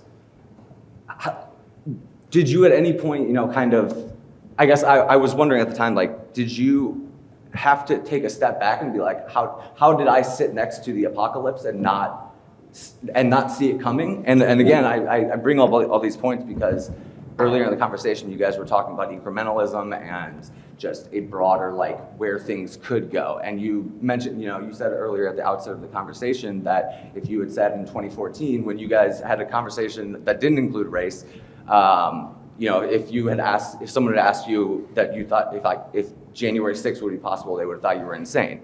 And I mean, I guess I'm just wondering, I think, given the everything going on, how you think about the role of optimism in your own perception of these issues, and how you temper that optimism that's rooted in faith, and you can elaborate on what it's rooted in, but how you temper that with, I guess, places where you've been wrong before and have said as much, and yeah. Well, I mean, that's what apocalypse is, in my view, which is the actual apocalypse is both horrific unveiling of awful and a hopeful unveiling of light. I mean, that's what happens in apocalypse, and I think these are apocalyptic times in both of those directions. And so I think that in my case, and I find almost the exact same conversation happening with elected officials, sometimes on both the right and the left, who are saying, I can look back and see intuitions in which I would say, this seems kind of crazy, but I must be the only one seeing this. There was an official in the Trump administration who said there were many times in which she would be sitting in a room and saying something really crazy is being talked about, but no one seems to be panicked but me.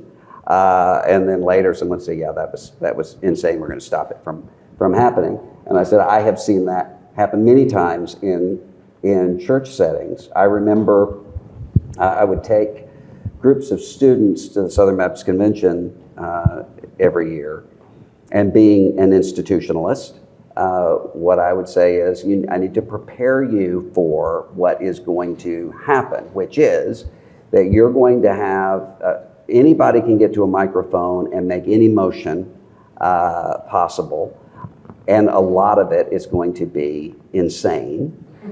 But I use the metaphor that many of us used at the time. Every family has some crazy uncles in the attic, and that's part of being a family.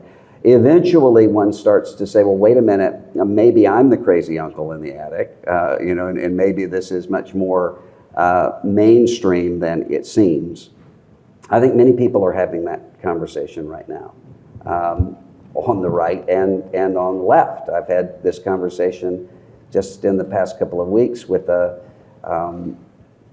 Democratic Party official who was saying, we thought that some of the more extreme sorts of things within the party were aberrations that turn out not to be aberrations now.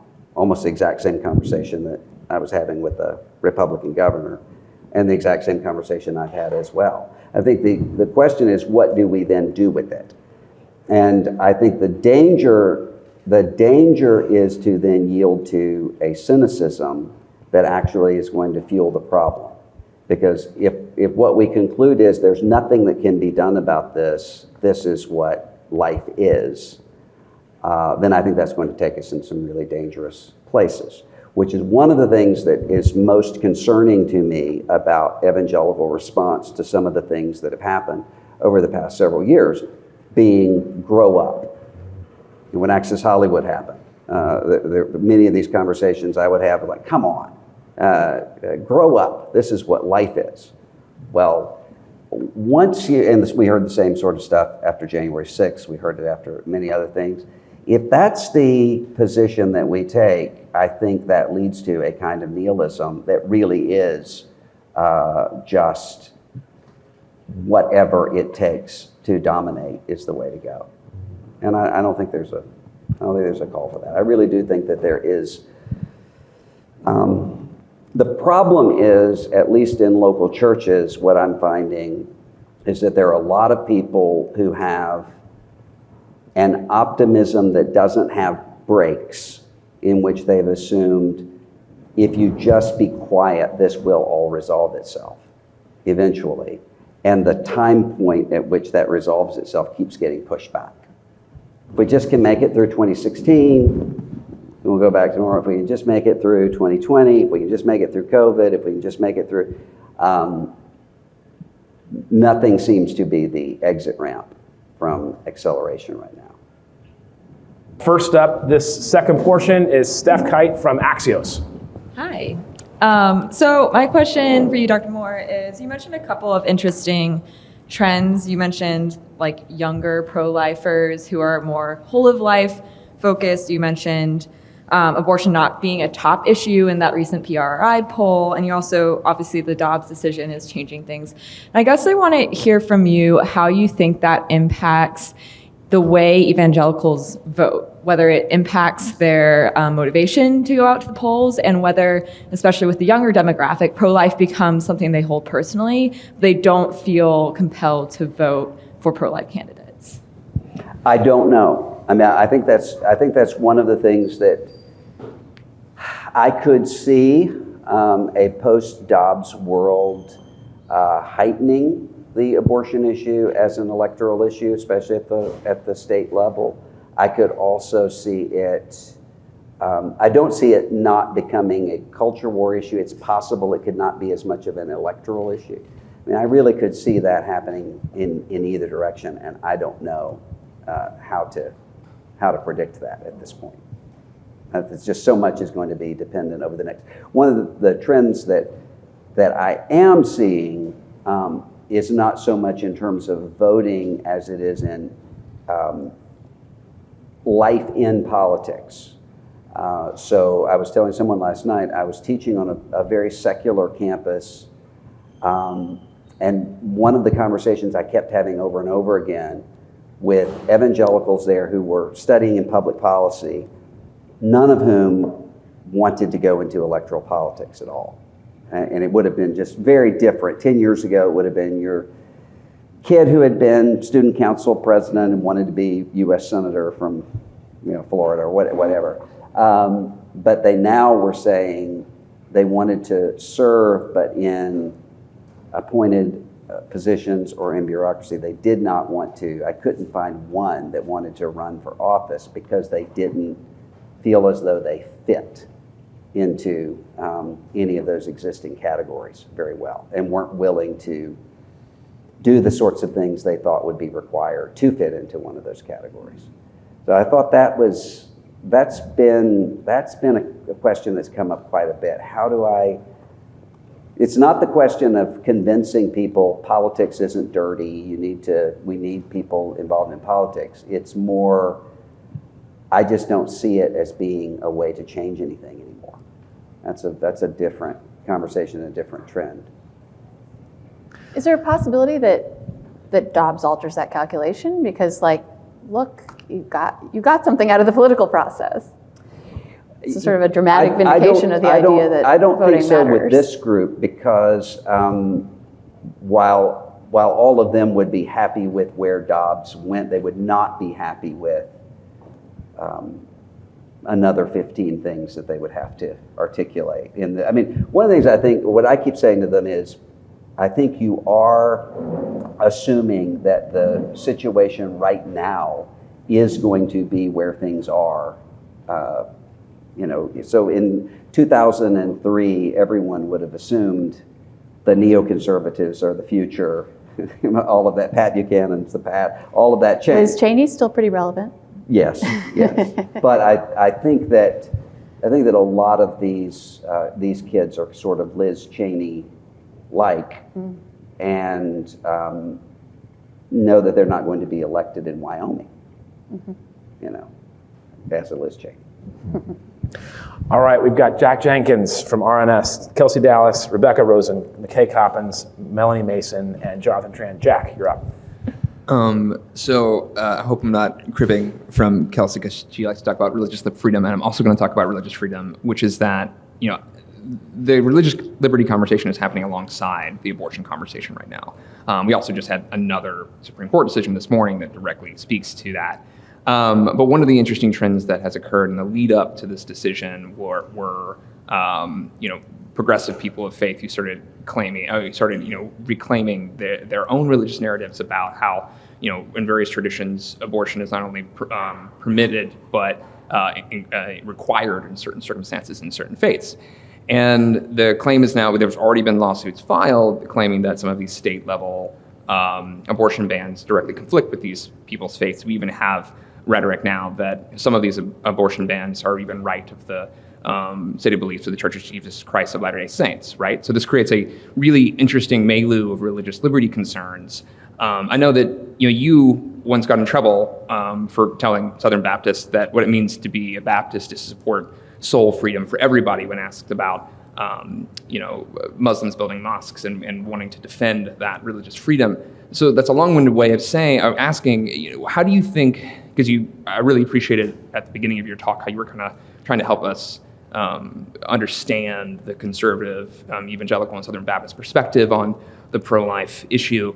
How do you think they will react to those sorts of religious liberty claims and lawsuits from more progressive people of faith? What do you think would be the response to that moving forward? Will there be, some sort of acknowledgement of that religious liberty concern? Will there be a pushback to that? I'm just curious your thoughts on how the Southern Baptist Convention in particular, but also evangelicals broadly, will respond to those kinds of efforts. Well, in terms of the religious liberty claims, again, I would say one doesn't need to agree with this position to understand how pro-life people tend to think about it, which is the taking of a human life. And so in that case, the framework would be very similar to any other taking of human life framed in a religious liberty context. I mean, no one has argued that religious liberty is absolute to the exclusion of every other right, including the right to life. And that was one of the things that, some of us who are working in the religious liberty space would have to say all the time against. Well, what you're saying is that religious liberty means that someone has the religious liberty to spread smallpox. Of course, this was pre-COVID vaccine conspiracy theories. To spread smallpox at school or to allow their child to die there's conflicting claims there. So I think it would be a very similar reading there, as well as to say there are all sorts of legitimate criticisms that could come against my own view. Probably the imposition of religion, just in my view, isn't one of them, because almost everybody across the ideological spectrum would say conscience motivations are good, and often even religious motivations are good. It's just where they show up. So I'm not sure that the religious freedom argument is going to prove to be where this battle takes place. And just a quick follow-up, You were talking about in terms of the concept of life, and I'm curious about that part, because the claim of some of these religious advocates on the other side of the issue is that their religious belief is that it is not life, right? That is potential for life and not life itself, and that's a direct theological debate. And I hear you saying that that wouldn't be convincing to a Southern Baptist, as they don't believe that. But are you saying that because there's just that theological rejection of that belief outright to begin with, it's not something that it's going to take hold in the courts or in the culture? Is that what you're saying? Well, there aren't very many people on the pro-choice side, at least right now, certainly in the activist community, that would say this isn't life. They would say this isn't a person, a rights-bearing person. But almost no one is going to say this isn't human life. And so a pro-life person would say, my belief that this is a life isn't a religiously defined article of faith. What is whether or not I ought to care about that person. And so for them, it is a question of who is my neighbor, rather than this is an object of faith that I'm taking that this actually is a human being. That's not how they would see it. I feel compelled to repeat I was on Shadi's podcast talking about abortion when the decision was first leaked, and we're talking about what's the Muslim view on when life begins, and I said, well, the Jewish view on this question, and the answer is in Jewish theology, the fetus becomes a person when it gets into medical school. When it gets into medical school. If you didn't hear that, love it. That's my kind of humor. I can't believe that didn't connect. All right, next up is Kelsey Dallas from Deseret News. Hey, I have a kind of a personal question for you, Dr. Moore.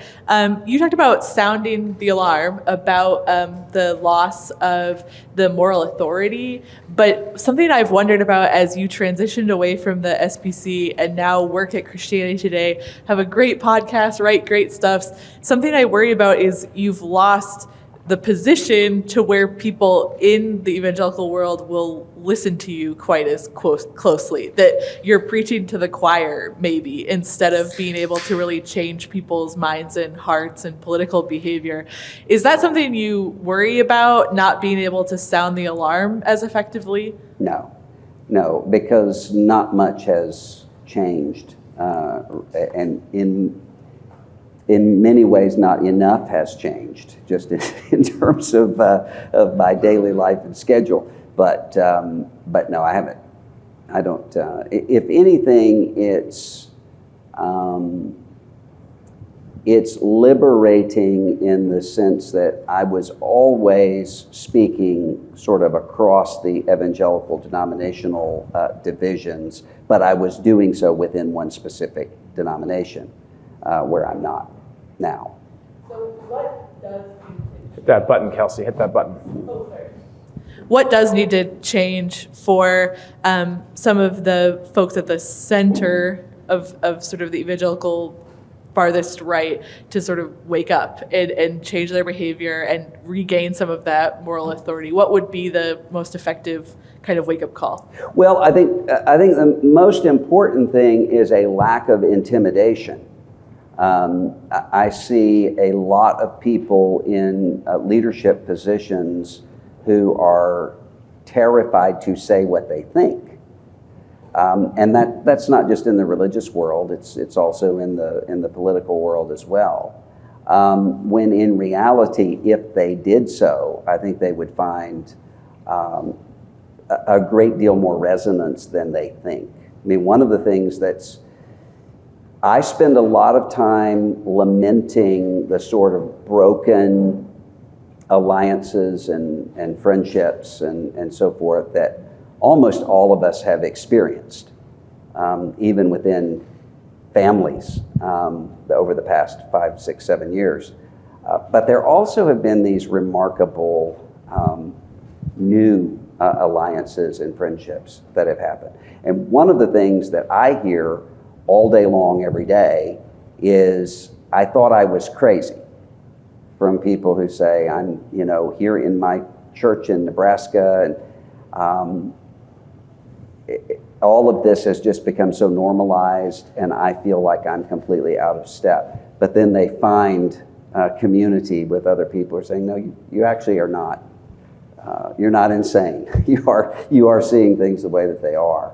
So I think a lack of intimidation, and also this sense of there's this idea of a conserving of influence, and this again shows up quite a bit in elected officials, where there's this idea that in order to have influence, I have to stay at the table.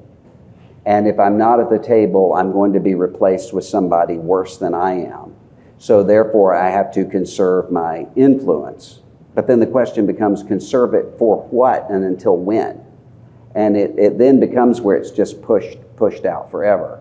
You could see the same dynamic taking place in the 1950s, 1960s in the Jim Crow South with pastors who were pro-integration. But Peter Berger in his study showed that the number one factor as to whether or not a pastor would speak out on these issues or not had to do with whether or not he was in a building program. Because what you're able to say is, if I weren't here, I'm going to be replaced with a segregationist pastor, therefore it's better for me to be here. But if I speak out on these issues, I'm not going to be here, so I'm going to, and that there's just always a reason to push that downstream. Until at the end of the day, you've said nothing and done nothing. He argued that one of the major predictors is not necessarily the level of education or even the theological stance. It was whether or not that person's church is in a building program or a major evangelistic campaign. Because then they say they say there's too much at stake. We got to just get through this. And then I'll do it. Yeah. Rebecca Rosen with The Atlantic. Hi, thank you so much. This has been really wonderful. My question follows really closely on Kelsey's, but it's just specifically applied to the fallout we saw from the 2020 election and the January 6th insurrection. When we had an Atlantic event a few months ago, and Representative Adam Kinzinger was there, and he really blamed the church clergy at the local level for not having done more to discredit what Trump was saying from the get-go. And he really condemned them in very harsh terms for not having more leadership fighting the big lie. But I just want to contrast that with what we saw in Tim's Atlantic essay, which really said that the flock is driving a lot of this and clergy are being put in between a rock and a hard place. So I'm just wondering, similar to Kelsey's question, but specifically on these questions of the election and democracy, what role you think clergy could play and should play in standing up for facts, democracy? Yeah. Well, Adam's a good friend, but I don't think I would agree with him about the clergy being the problem. I do think that there are some exceptions. But in most situations, what I'm seeing are clergy that are in a situation in which they don't know what to do. As one pastor said to a group of us in 21, I think it was the spring of 21, who said, I went into ministry because I care about the Bible, I know the Bible, I care about people, I know people. Now I'm expected to be an infectious disease expert, a constitutional expert. I have to know OSHA policy. I have to, all of these things in a way that he said I'm just not competent to do. That's not an unusual sort of statement, and that's especially true because often we tend to pay attention to the really politicized pastors because they're the ones who are calling the media and who are so forth. When in reality, a lot of the pastors who are the most beleaguered are beleaguered specifically because they're not people who are going to be playing to whatever the political trends are. So that's just not what they do. So it's several years ago, there was a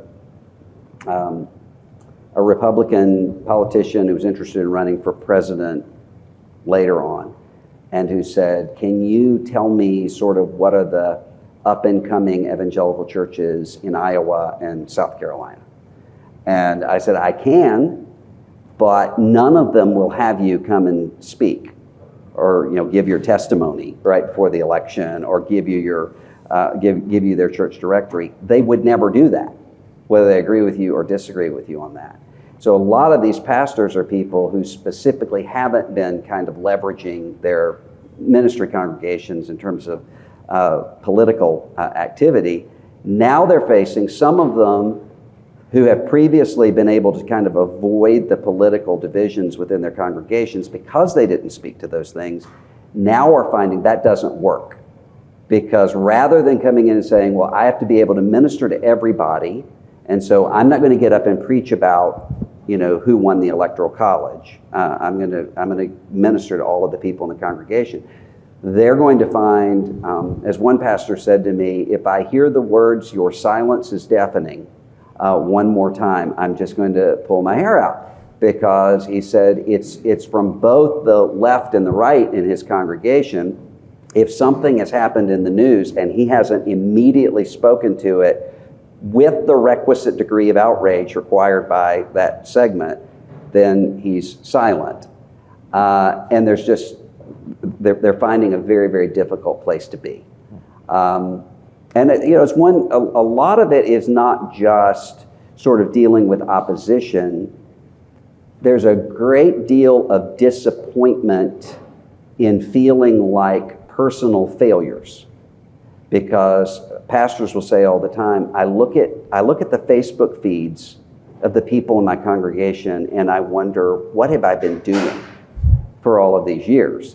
What they then want sometimes is to say, tell me how to fix it. And it's, a special sermon series or some sort of a program. We didn't get into this quickly, and you're not going to get out of it. But I find that clergy are not, that's not where the radicalization is happening. There are what Amanda Ripley calls conflict entrepreneurs who are clergy, who are able to benefit from it, but that's not the typical pattern. And what I worry about, and have been worried about for some time, my hometown, Biloxi, Mississippi, was hit by Hurricane Katrina, leveled. I found myself really judgmental, and inappropriately so. A year after the rebuilding, after Katrina, suddenly all of these pastors sensed God's call to move somewhere else. I thought, they're just giving up on their people at the most difficult time. What I didn't realize, they were completely burned out. They had given everything that they had to give, and now had to leave. I worry that a lot of that is going to be happening with pastors who are saying, I'm trying to get my people through the craziness of this time. I'm trying to get my people through COVID, and then won't have anything left to give. And often those are the best people that we have.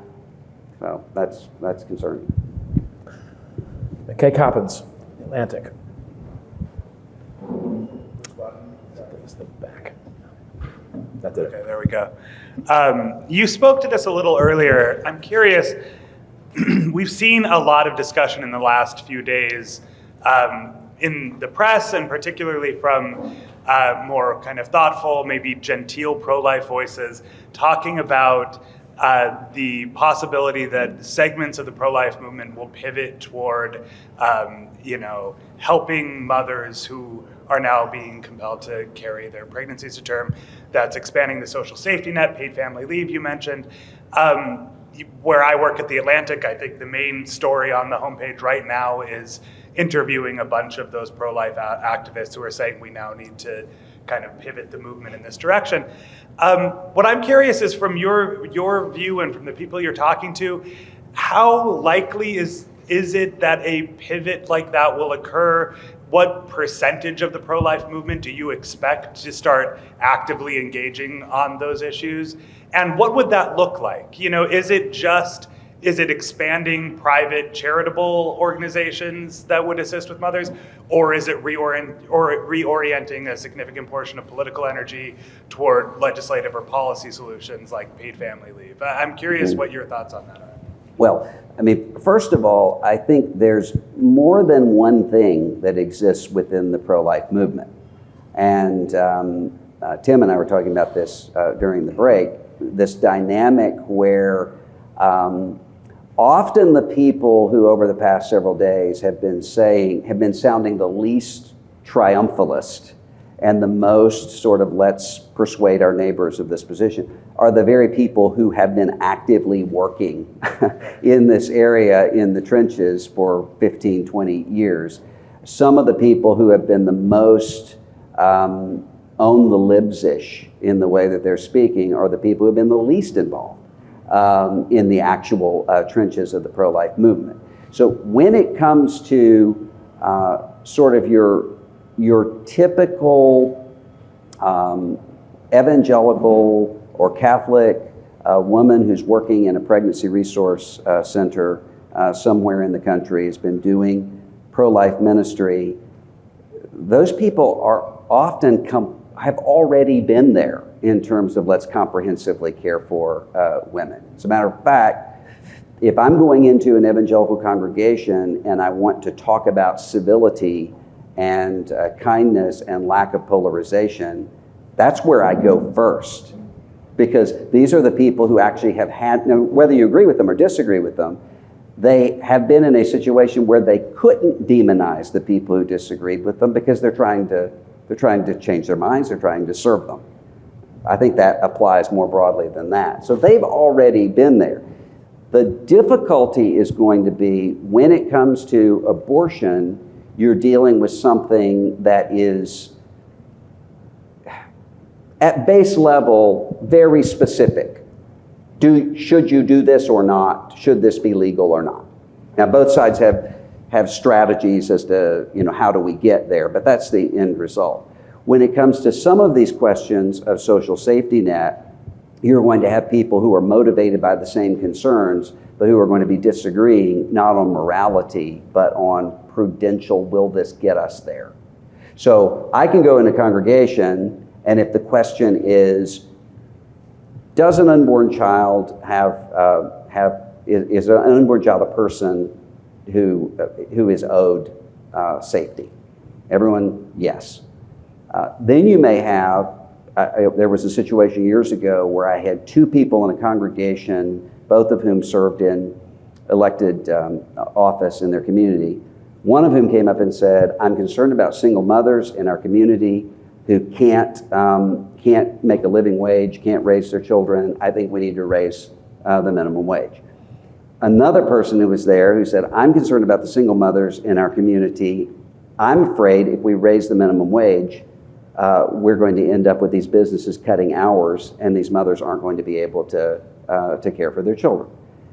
The motivations there were the same. They're arguing over whether or not this will work, which is a different conversation than if a third person came up and said, who cares about the minimum wage? These people are losers and takers. I mean, that's a very different. You're back into the traditional fiscal debate Yeah. about what fiscal policy. Yeah. So, but I think it's different than, especially among those who are on the ground, there's not so much of an ideological rejection of, say, paid family leave, as much as there is, these are not people who are working in policy all the time. They're working mostly in the area of ministry, and who are saying, I don't know the difference between the Romney position and the Pelosi position, and they're going to have to work through the complexities of that.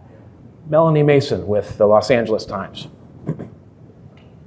Okay, well, McKay totally took my first question, so it was a good one.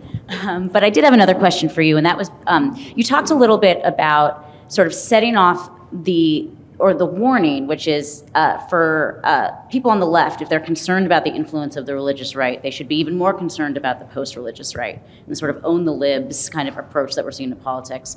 I'm wondering if you can talk a little bit about the hybrid of both that I think we are starting to see now. I think of somebody like a J.D. Vance, who I know is coming at this from a Catholic tradition, but you see a campaign platform that has some of these almost, I think, perhaps whole life approaches to family supports for working parents, hopefully supporting families that perhaps a single income would be sufficient. But it's very much dressed up in the sort of acerbic Twitter troll tone that I think is what tends to get him attention. And I'm wondering if you can just comment a little bit on the crossover of these two trends. And if you see that hybrid continuing, or if you're seeing pushback to the sort of own the libs who are trying to dress this up in sort of perhaps religious justifications for their policies, but with the sort of crass tone of Twitter, is there a pushback from perhaps the other whole life, pro-life contingent that perhaps likes the policies, doesn't love the tone? Well, I think the complexity there is that you will have sometimes in the same coalition people who are saying, I care about these policy issues, so I'm going to live with what I consider to be acerbic, own the libs kind of rhetoric, because this is the important thing and this is the detail. And people for whom, and there's a lot of them, for whom the acerbic rhetoric is the draw. And, as the saying went, the cruelty is the point. Sometimes these people are in the same coalition, and that transcends some ideological lines, are in the same coalition and assume that everyone is motivated by the same thing. Everyone assumes that the center is the center across the board and the periphery is the periphery, and it's often not. So I think it's really unpredictable how these coalitions are going to hold or resort over the next several years. And I don't think that many people are ready for the potential of those things being resorted, because everyone is acting like the ideological lines are always going to be the same as they are right now. If I could jump in on that for a second, you do have people like J.D. Vance wanting, and like the Josh Hawleys of the world, right, wanting to articulate a sort of national greatness conservatism that very consciously divorces from the fiscal conservatives of the past and says, we are going to use the welfare state to help families. We are going to use public policy. We're not going to take this position, which I think has often been the position that yes, we want to support families and children for their whole lives, but it's the private sector's job, and the government should just get out of the way, and it should just be, charity and so on. So I think it'll be very interesting to see whether and how they really put policies on the table, put meat on those bones, put an agenda together that makes that more than rhetoric, that actually says, I just opened my computer to look at my notes because as you may know, if you were a close follower of my work, I found out about the Dobbs leak from Marjorie Taylor Greene, who I'd been spending the day with and who came up to me afterwards and with tears in her eyes to tell me that this had happened, which was an interesting way to learn about it. But as part of our conversation, I had asked her, if the Republican House majority should pass a national abortion ban, and that was where she took it. She said, if everyone says they're pro-life, we should end abortion. But I follow that and say, I want to see more help for orphans. I want to see more for the foster care system. We've failed our kids, we've failed women, and I think that the way we're spending our tax dollars is a failure because we don't want to see women and children on welfare for generations. So it's an interesting sort of triangulation of those two philosophies, right? To say, I do think we should spend government money specifically helping the people that we say we're trying to help, but on the other hand, not the way we're doing it now. And I don't think she's ever, seen a spending bill that she didn't want to vote against. So I think it will be a very interesting challenge as the conservative movement reshapes into more of this ostensibly populist mold. Do they then come forward with policy, given that it is still very much a political alliance with the sort of libertarian fiscal conservative wing of society in terms of the sort of top lines of the GOP. So I'll be interested to see where that goes. Just a real quick note, because it's relevant to your question. We have a little podcast. I know a lot of you have your own podcast, and you're never supposed to plug your own, but we do. And Ben Sass is this week's visitor, and he did a nice job talking about how much of the noise comes from just those very edges of the bell curve. And it's harder to read the truth of it, the tea leaves. He does the same thing with cable news and more. But it was an unusually helpful episode on that question, I thought. Ibu Patel from Interfaith America. Great. So in some ways, I think I'm asking the other side of McKay's question to Russell. Maybe my question is more for Molly, which is what happens to the pro-choice movement after this? And I'm going to put something starkly, which I don't necessarily believe, but just for the fun of it, put something starkly. So it's interesting if you contextualize pro-choice approaches in politics and the movement on the numbers vis-a-vis other kind of civil rights issues, interracial marriage, gay rights, the movement on the numbers for gay rights, and most racial justice issues, minus the last 5 or 6 years, has been like double digits towards progressives. This has not been the case for abortion. Much of the pro-choice movement has pursued a strategy that's focused on the courts, not necessarily the population. Some pro-choice language has dealt with abortion casually rather than as the kind of safe, legal, and rare framework that, frankly, centrists like me, pro-choice, but view abortion as a tragedy, are much more comfortable with. The Ryan Grim-Intercept article, which uses pro-choice organizations as the kind of case study of the meltdown of progressive advocacy groups in the post-George Floyd movement. So what happens to the pro-choice movement? Is there the Ryan Grim-Intercept article? Anybody who runs a nonprofit organization is like, this is the truth of my world. Thank you for saying this. Last part of this. What is the likelihood that a defund the police kind of rhetoric expands within the pro-choice movement? A kind of FU to the fascists, and the rhetoric is going to be scorched earth, right? Again, defund the police post-George Floyd, in an era in which you now have to win converts who will vote for you. Yeah, I mean, I think it's clear that the pro-choice movement is sort of in disarray, and potentially the larger feminist movement. I don't know if you saw Michelle Goldberg's essay in the New York Times about the backlash to feminism, and I thought that was incredibly powerful and very convincing. I would say that, the arguable extremism of the abortion movement, that ship sailed a while ago. Right? The safe, legal, and rare hasn't been the operative mantra since the 90s.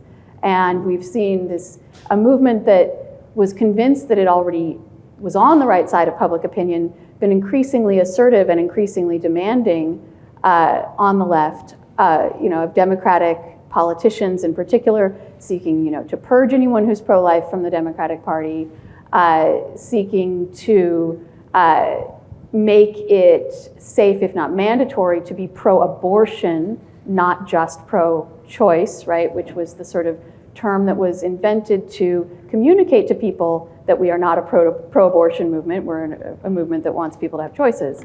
But as long ago, I guess this is a decade ago, you had Sandra Fluke, for example, speaking on the floor of the Democratic Convention, and there was a feeling like we're winning. We're on offense on these issues. And then, in 2020, Joe Biden, a Catholic Democrat who'd long considered himself personally pro-life, but voted mostly on the pro-choice end of the issues, he was pushed to the point where he felt that if he was going to win that primary, he had to reverse his stance on the Hyde Amendment, right? He could not anymore take this position that federal funds shouldn't be used for abortion, and he was prompted to reverse himself. And so I do think that is where the pro-choice movement is now, and that is the tenor of a lot of the rhetoric that you're hearing now, is this sort of maximalist demand for elected officials to prove that they're all the way there and not to take any sort of compromising stance, or even to the point when, after the Dobbs decision leaked, and the Democrats in the Senate went to put a messaging bill on the floor to do a sort of symbolic vote in favor of abortion rights, they went whole hog, right? And Chuck Schumer was quoted saying, this is too important to compromise on. And that's how they ended up putting a bill on the floor that even Susan Collins couldn't support, because it was a decision made to say, we're going to send a message to our activists that we're where they are. We're not going to try to find some middle ground where we might be able to get some people from the other side. So that's going to be the question facing the pro-choice movement now, is it possible, given the high emotions, given how passionate so many people are, given how devastated many women are by this decision, is it then possible to try to find a sort of more moderate, more appealing, more public-facing stance that can win over people who maybe aren't all the way on the left? Public opinion certainly is not in the camp of abortion on demand until the point of birth. Is it going to be possible? And I think given just the strains on the movement for so many other reasons, whether it's the internal debates within those organizations that have been so ruinous, or other intra-movement dynamics, I don't know if it'll be possible for the movement to sort of to be unified around a message to the public that can be sort of winning in the court of public opinion versus just sort of satisfying the activists and making them feel good. And real quick, even though you're not a columnist or a pundit, how would you score President Biden on Friday commenting that, look, haven't seen the end of this, we're going to fight this, let's fight this electorally, and let's not do violence. Let's keep that in mind as we're out there. I don't have an opinion about that. It'll be a good piece in 2 weeks. Well, I'll just do a quick follow-up, and we don't have to answer this, but just, if I was the smarter person that I am, and I was a social historian, the fascinating case that is before us right now is both conservative organizations and liberal organizations are in total meltdown, okay? But one just won a major victory over the other. So here's what's amongst the many things that are interesting. What happens to the world of conservative organizations after a major victory? What happens to the world of progressive organizations after a major defeat? Do the conservative organizations continue their crazy civil war? Do the progressive organizations get their act together and articulate some whatever version of safe, legal, and rare, whatever it is? But there's a very interesting kind of case in front of us. Both of these worlds are in total meltdown, right? But something historic just happened. What takes place after? I don't know the answer to that, but I sort of copped out on your question about Biden's remarks, but I will say that it is telling and proves my point that the main reaction to him sort of getting out there and trying to lower the temperature and get everyone to be peaceful was to accuse him of not doing enough, right? Was to accuse him of not doing enough and not saying enough, and there was a sort of outpouring of vitriol on the left of the White House needs to do more and say more and be more aggressive on this issue. Hal Boyd with Deseret News. Thank you both. This has been is this on? Yes. This has been a fascinating discussion thus far. Possibly for both of you, but maybe more pointedly for Dr. Moore. I'm curious, you've talked about the importance of credibility for the church, and that being a major concern for you. What do you think the church needs to do to be credible in this more holistic sense of being pro-life, from cradle on, et cetera, conception on? What does the church need to do in order to actually not be accused of hypocrisy? Because I think that is often the charge that's leveled publicly. And then I'd love to hear from Molly on that. Well, when I'm talking about credibility, I'm not speaking specifically in terms of abortion policy. I think that the credibility across the board is going to then affect the way that people see the church on abortion and everything else. So that there has to be a sense of, whether one agrees with the church or not, a sense that the church actually has a moral grounding. So I think that what seem to be completely unrelated issues of sexual abuse, sexual assault, internal scandal, those things have to be dealt with in order for the church to have credibility and to be able to speak to issues beyond just the political calculations of them at the moment. That's not directly in terms of abortion, but it affects that and everything else. I don't know if I have a view on that. I will say that I do think there's a somewhat unfair tendency among some journalists to say to assign a sort of policy litmus test to this question, right? To say, if you're not for paid family leave, then you're not telling the truth about wanting to take care of children after they're conceived. And I think I think everyone in this room is more responsible than that. But I do think as journalists, it's important to not assign, the sort of litmus test to people, and to let the public decide whether they feel there's credibility on particular issues or not. I have one quick follow-up to Ibu's question about the creative minorities exilic status that I think Dr. Moore talked about when you guys spoke here together last time, which was like sociologically what happens next, that same rhythm as he was raising. It seemed like a lot of the contribution that you made within the ERLC, within the broader world of evangelicalism in the country, was about encouraging people to be comfortable becoming exiles, not wanting hegemonic majority anymore. And if we were willing to take that on and live out of that, constructively, good things could happen, and we should be open to that. And David Brooks, your good friend, gave a talk, Shadi and some others heard, about blacks and Jews, and said that these are communities we ought to all learn from because the same is true, and he sacks.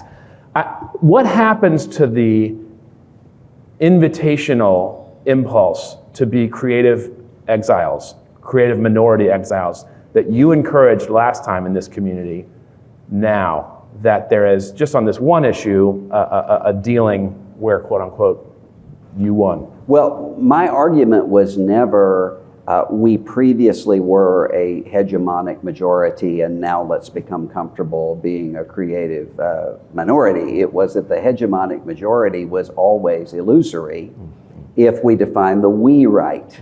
So as an evangelical Christian, I don't think that Mayberry is a way to eternal life. I mean, that's not the case. So I think there was a sense of we that had to be redefined. In terms of exile, it depends on how people use that word. So if what somebody means by exile is, I don't find my permanent sense of belonging in any existing arrangement. So similar to what C.S. Lewis was talking about in 1939, during the beginning of World War II, where he said a lot of you are coming to this place of disillusionment, where you're concluding what difference does it make if we're going to head into a world that's at war. He said lean into the right kind of disillusionment, where you realize that you don't have, that's not your permanent address, it's not your permanent home. That's a very different thing from a kind of exile that says we were winning and now it was taken away from us and it's their fault.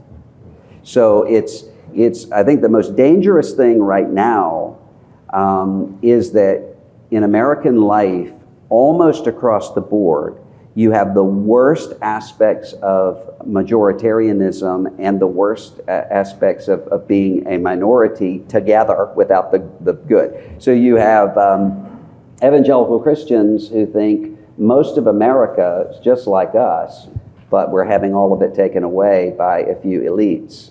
And you have certain segments of secular America that will say most of America is a bullying, intimidating Christian America. Both groups feel like beleaguered minorities who actually are majority. I mean, that's not a healthy way to proceed.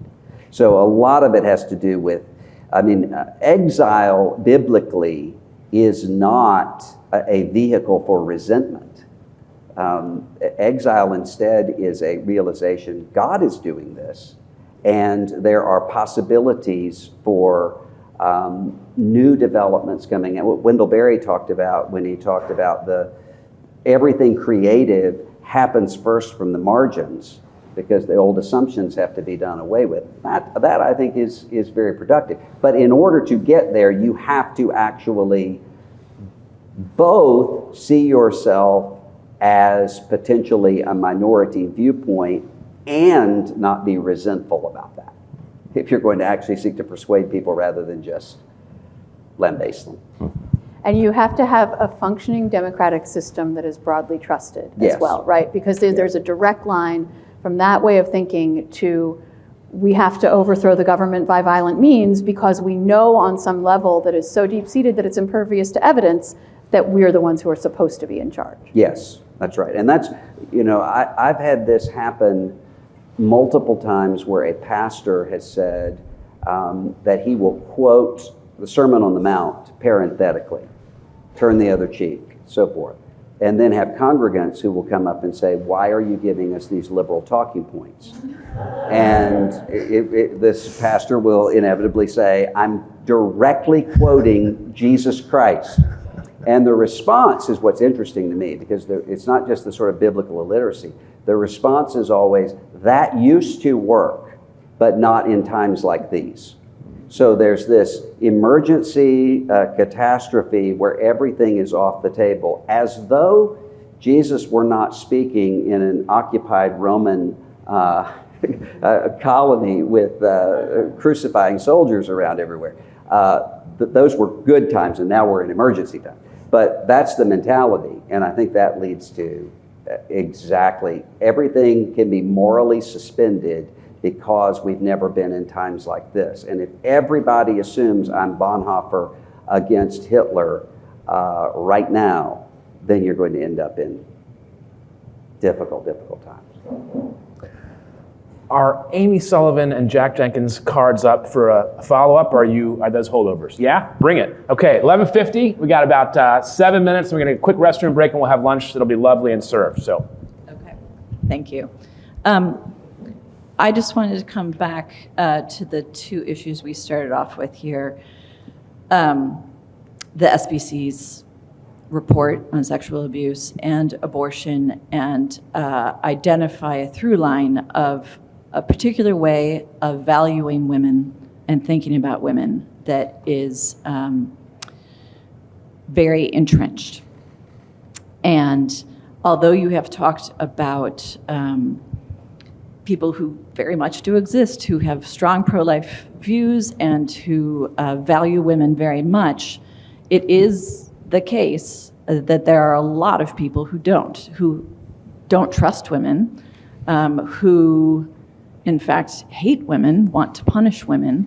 That used to be something that I would argue with my pro-choice activist friends about and said, that's unfair, you can't put that on pro-life people. But it is in fact something that has become very clear in the last few years.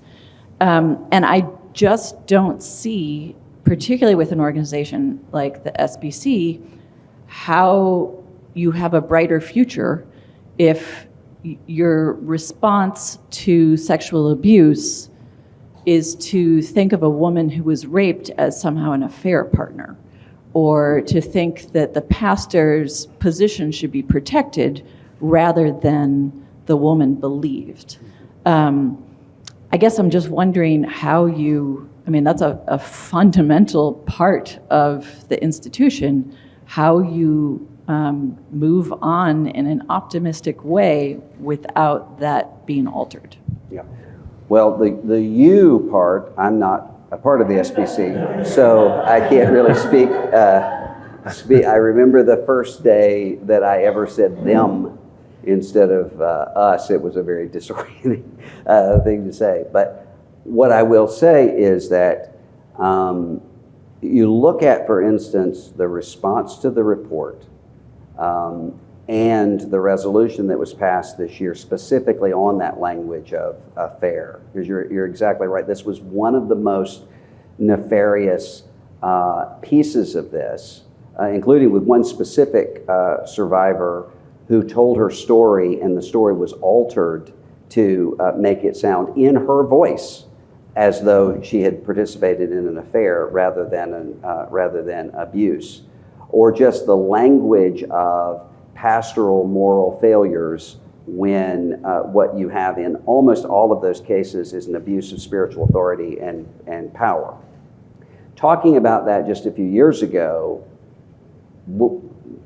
to most people, sounded really alien. They had a category for a pastor who had an affair, didn't have a category for abuse of power. Now, there's not only in terms of the resolution, a recognition of that, but a call for civil penalties, criminal penalties for the abuse of that sort of spiritual authority. So I do think that there is movement there, and there is backlash to it. And that was one of the reasons why I said it's worse than people know, is because there are all sorts of things that people will say behind closed doors that they aren't comfortable saying in public. And also there's a way, and I experienced this quite a bit, and I think this happens in local churches, of a backlash to this issue that can't be dealt with directly, so it's projected onto another issue with twice the impact behind it. So I think both of those realities are taking place. But I do see movement in terms of, if you even just think about within the SBC, the fact that when I called for a third-party independent investigation to the SBC president, that happened because the messengers insisted on it. I mean, the RNS piece by, I think Bob Smetana did this, on how close this came not to happening.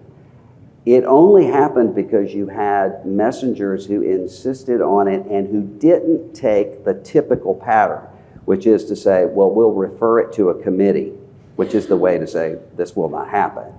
They insisted on this takes place, and then it had to be voted on multiple times before it took place.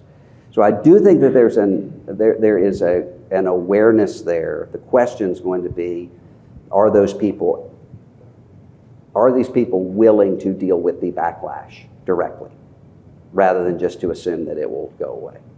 That's the outstanding question.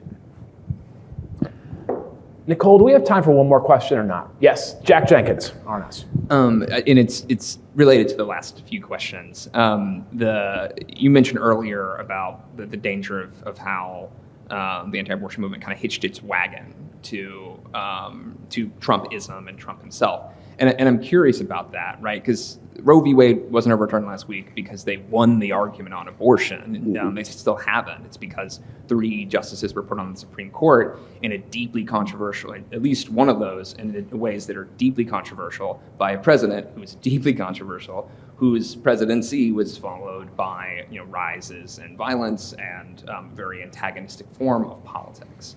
And so that is what has ushered in this new moment, and that is now attached to the pro-life movement, and it kind of, we were talking about this earlier.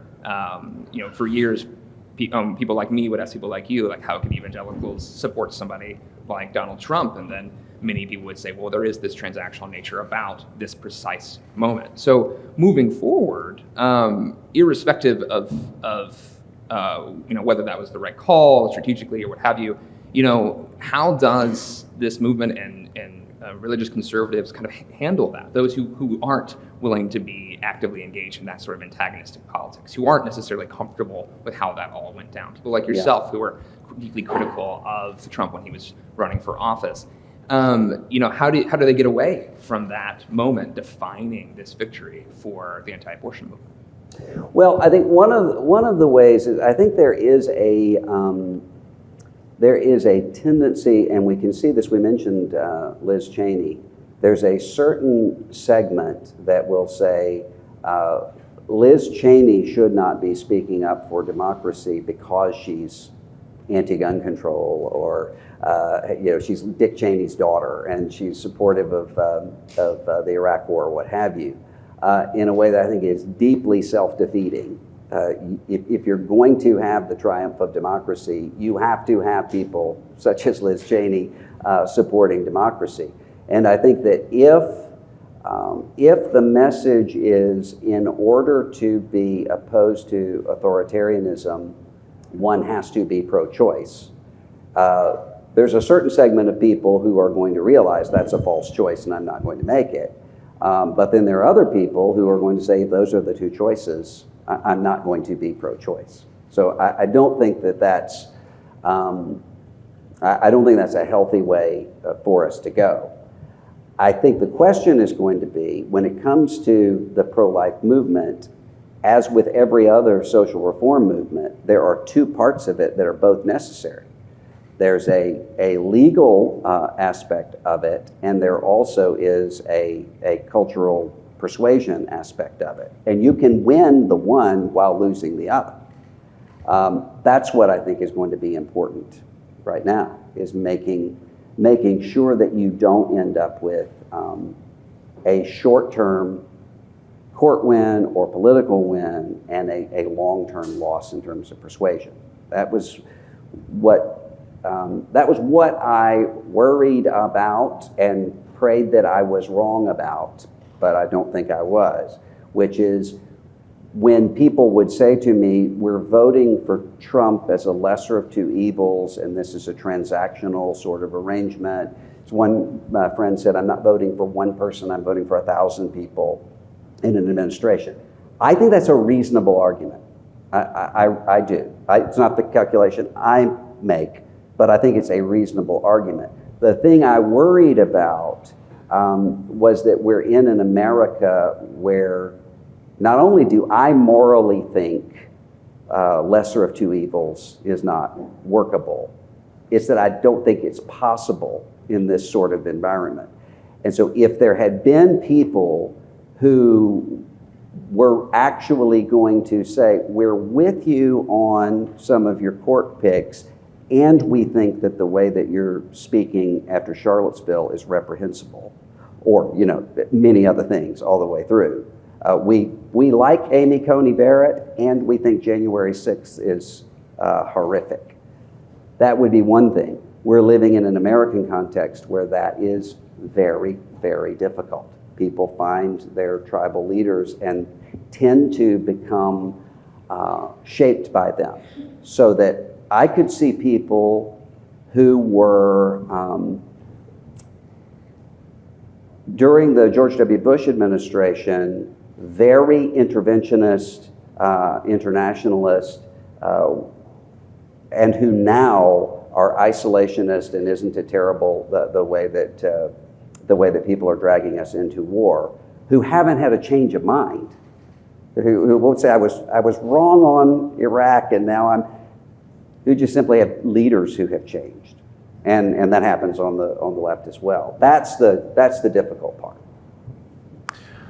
Well, lunch is served, but first, let's thank sobering, long-term, thick, religiously informed, rich conversation. Thank you so much, guys.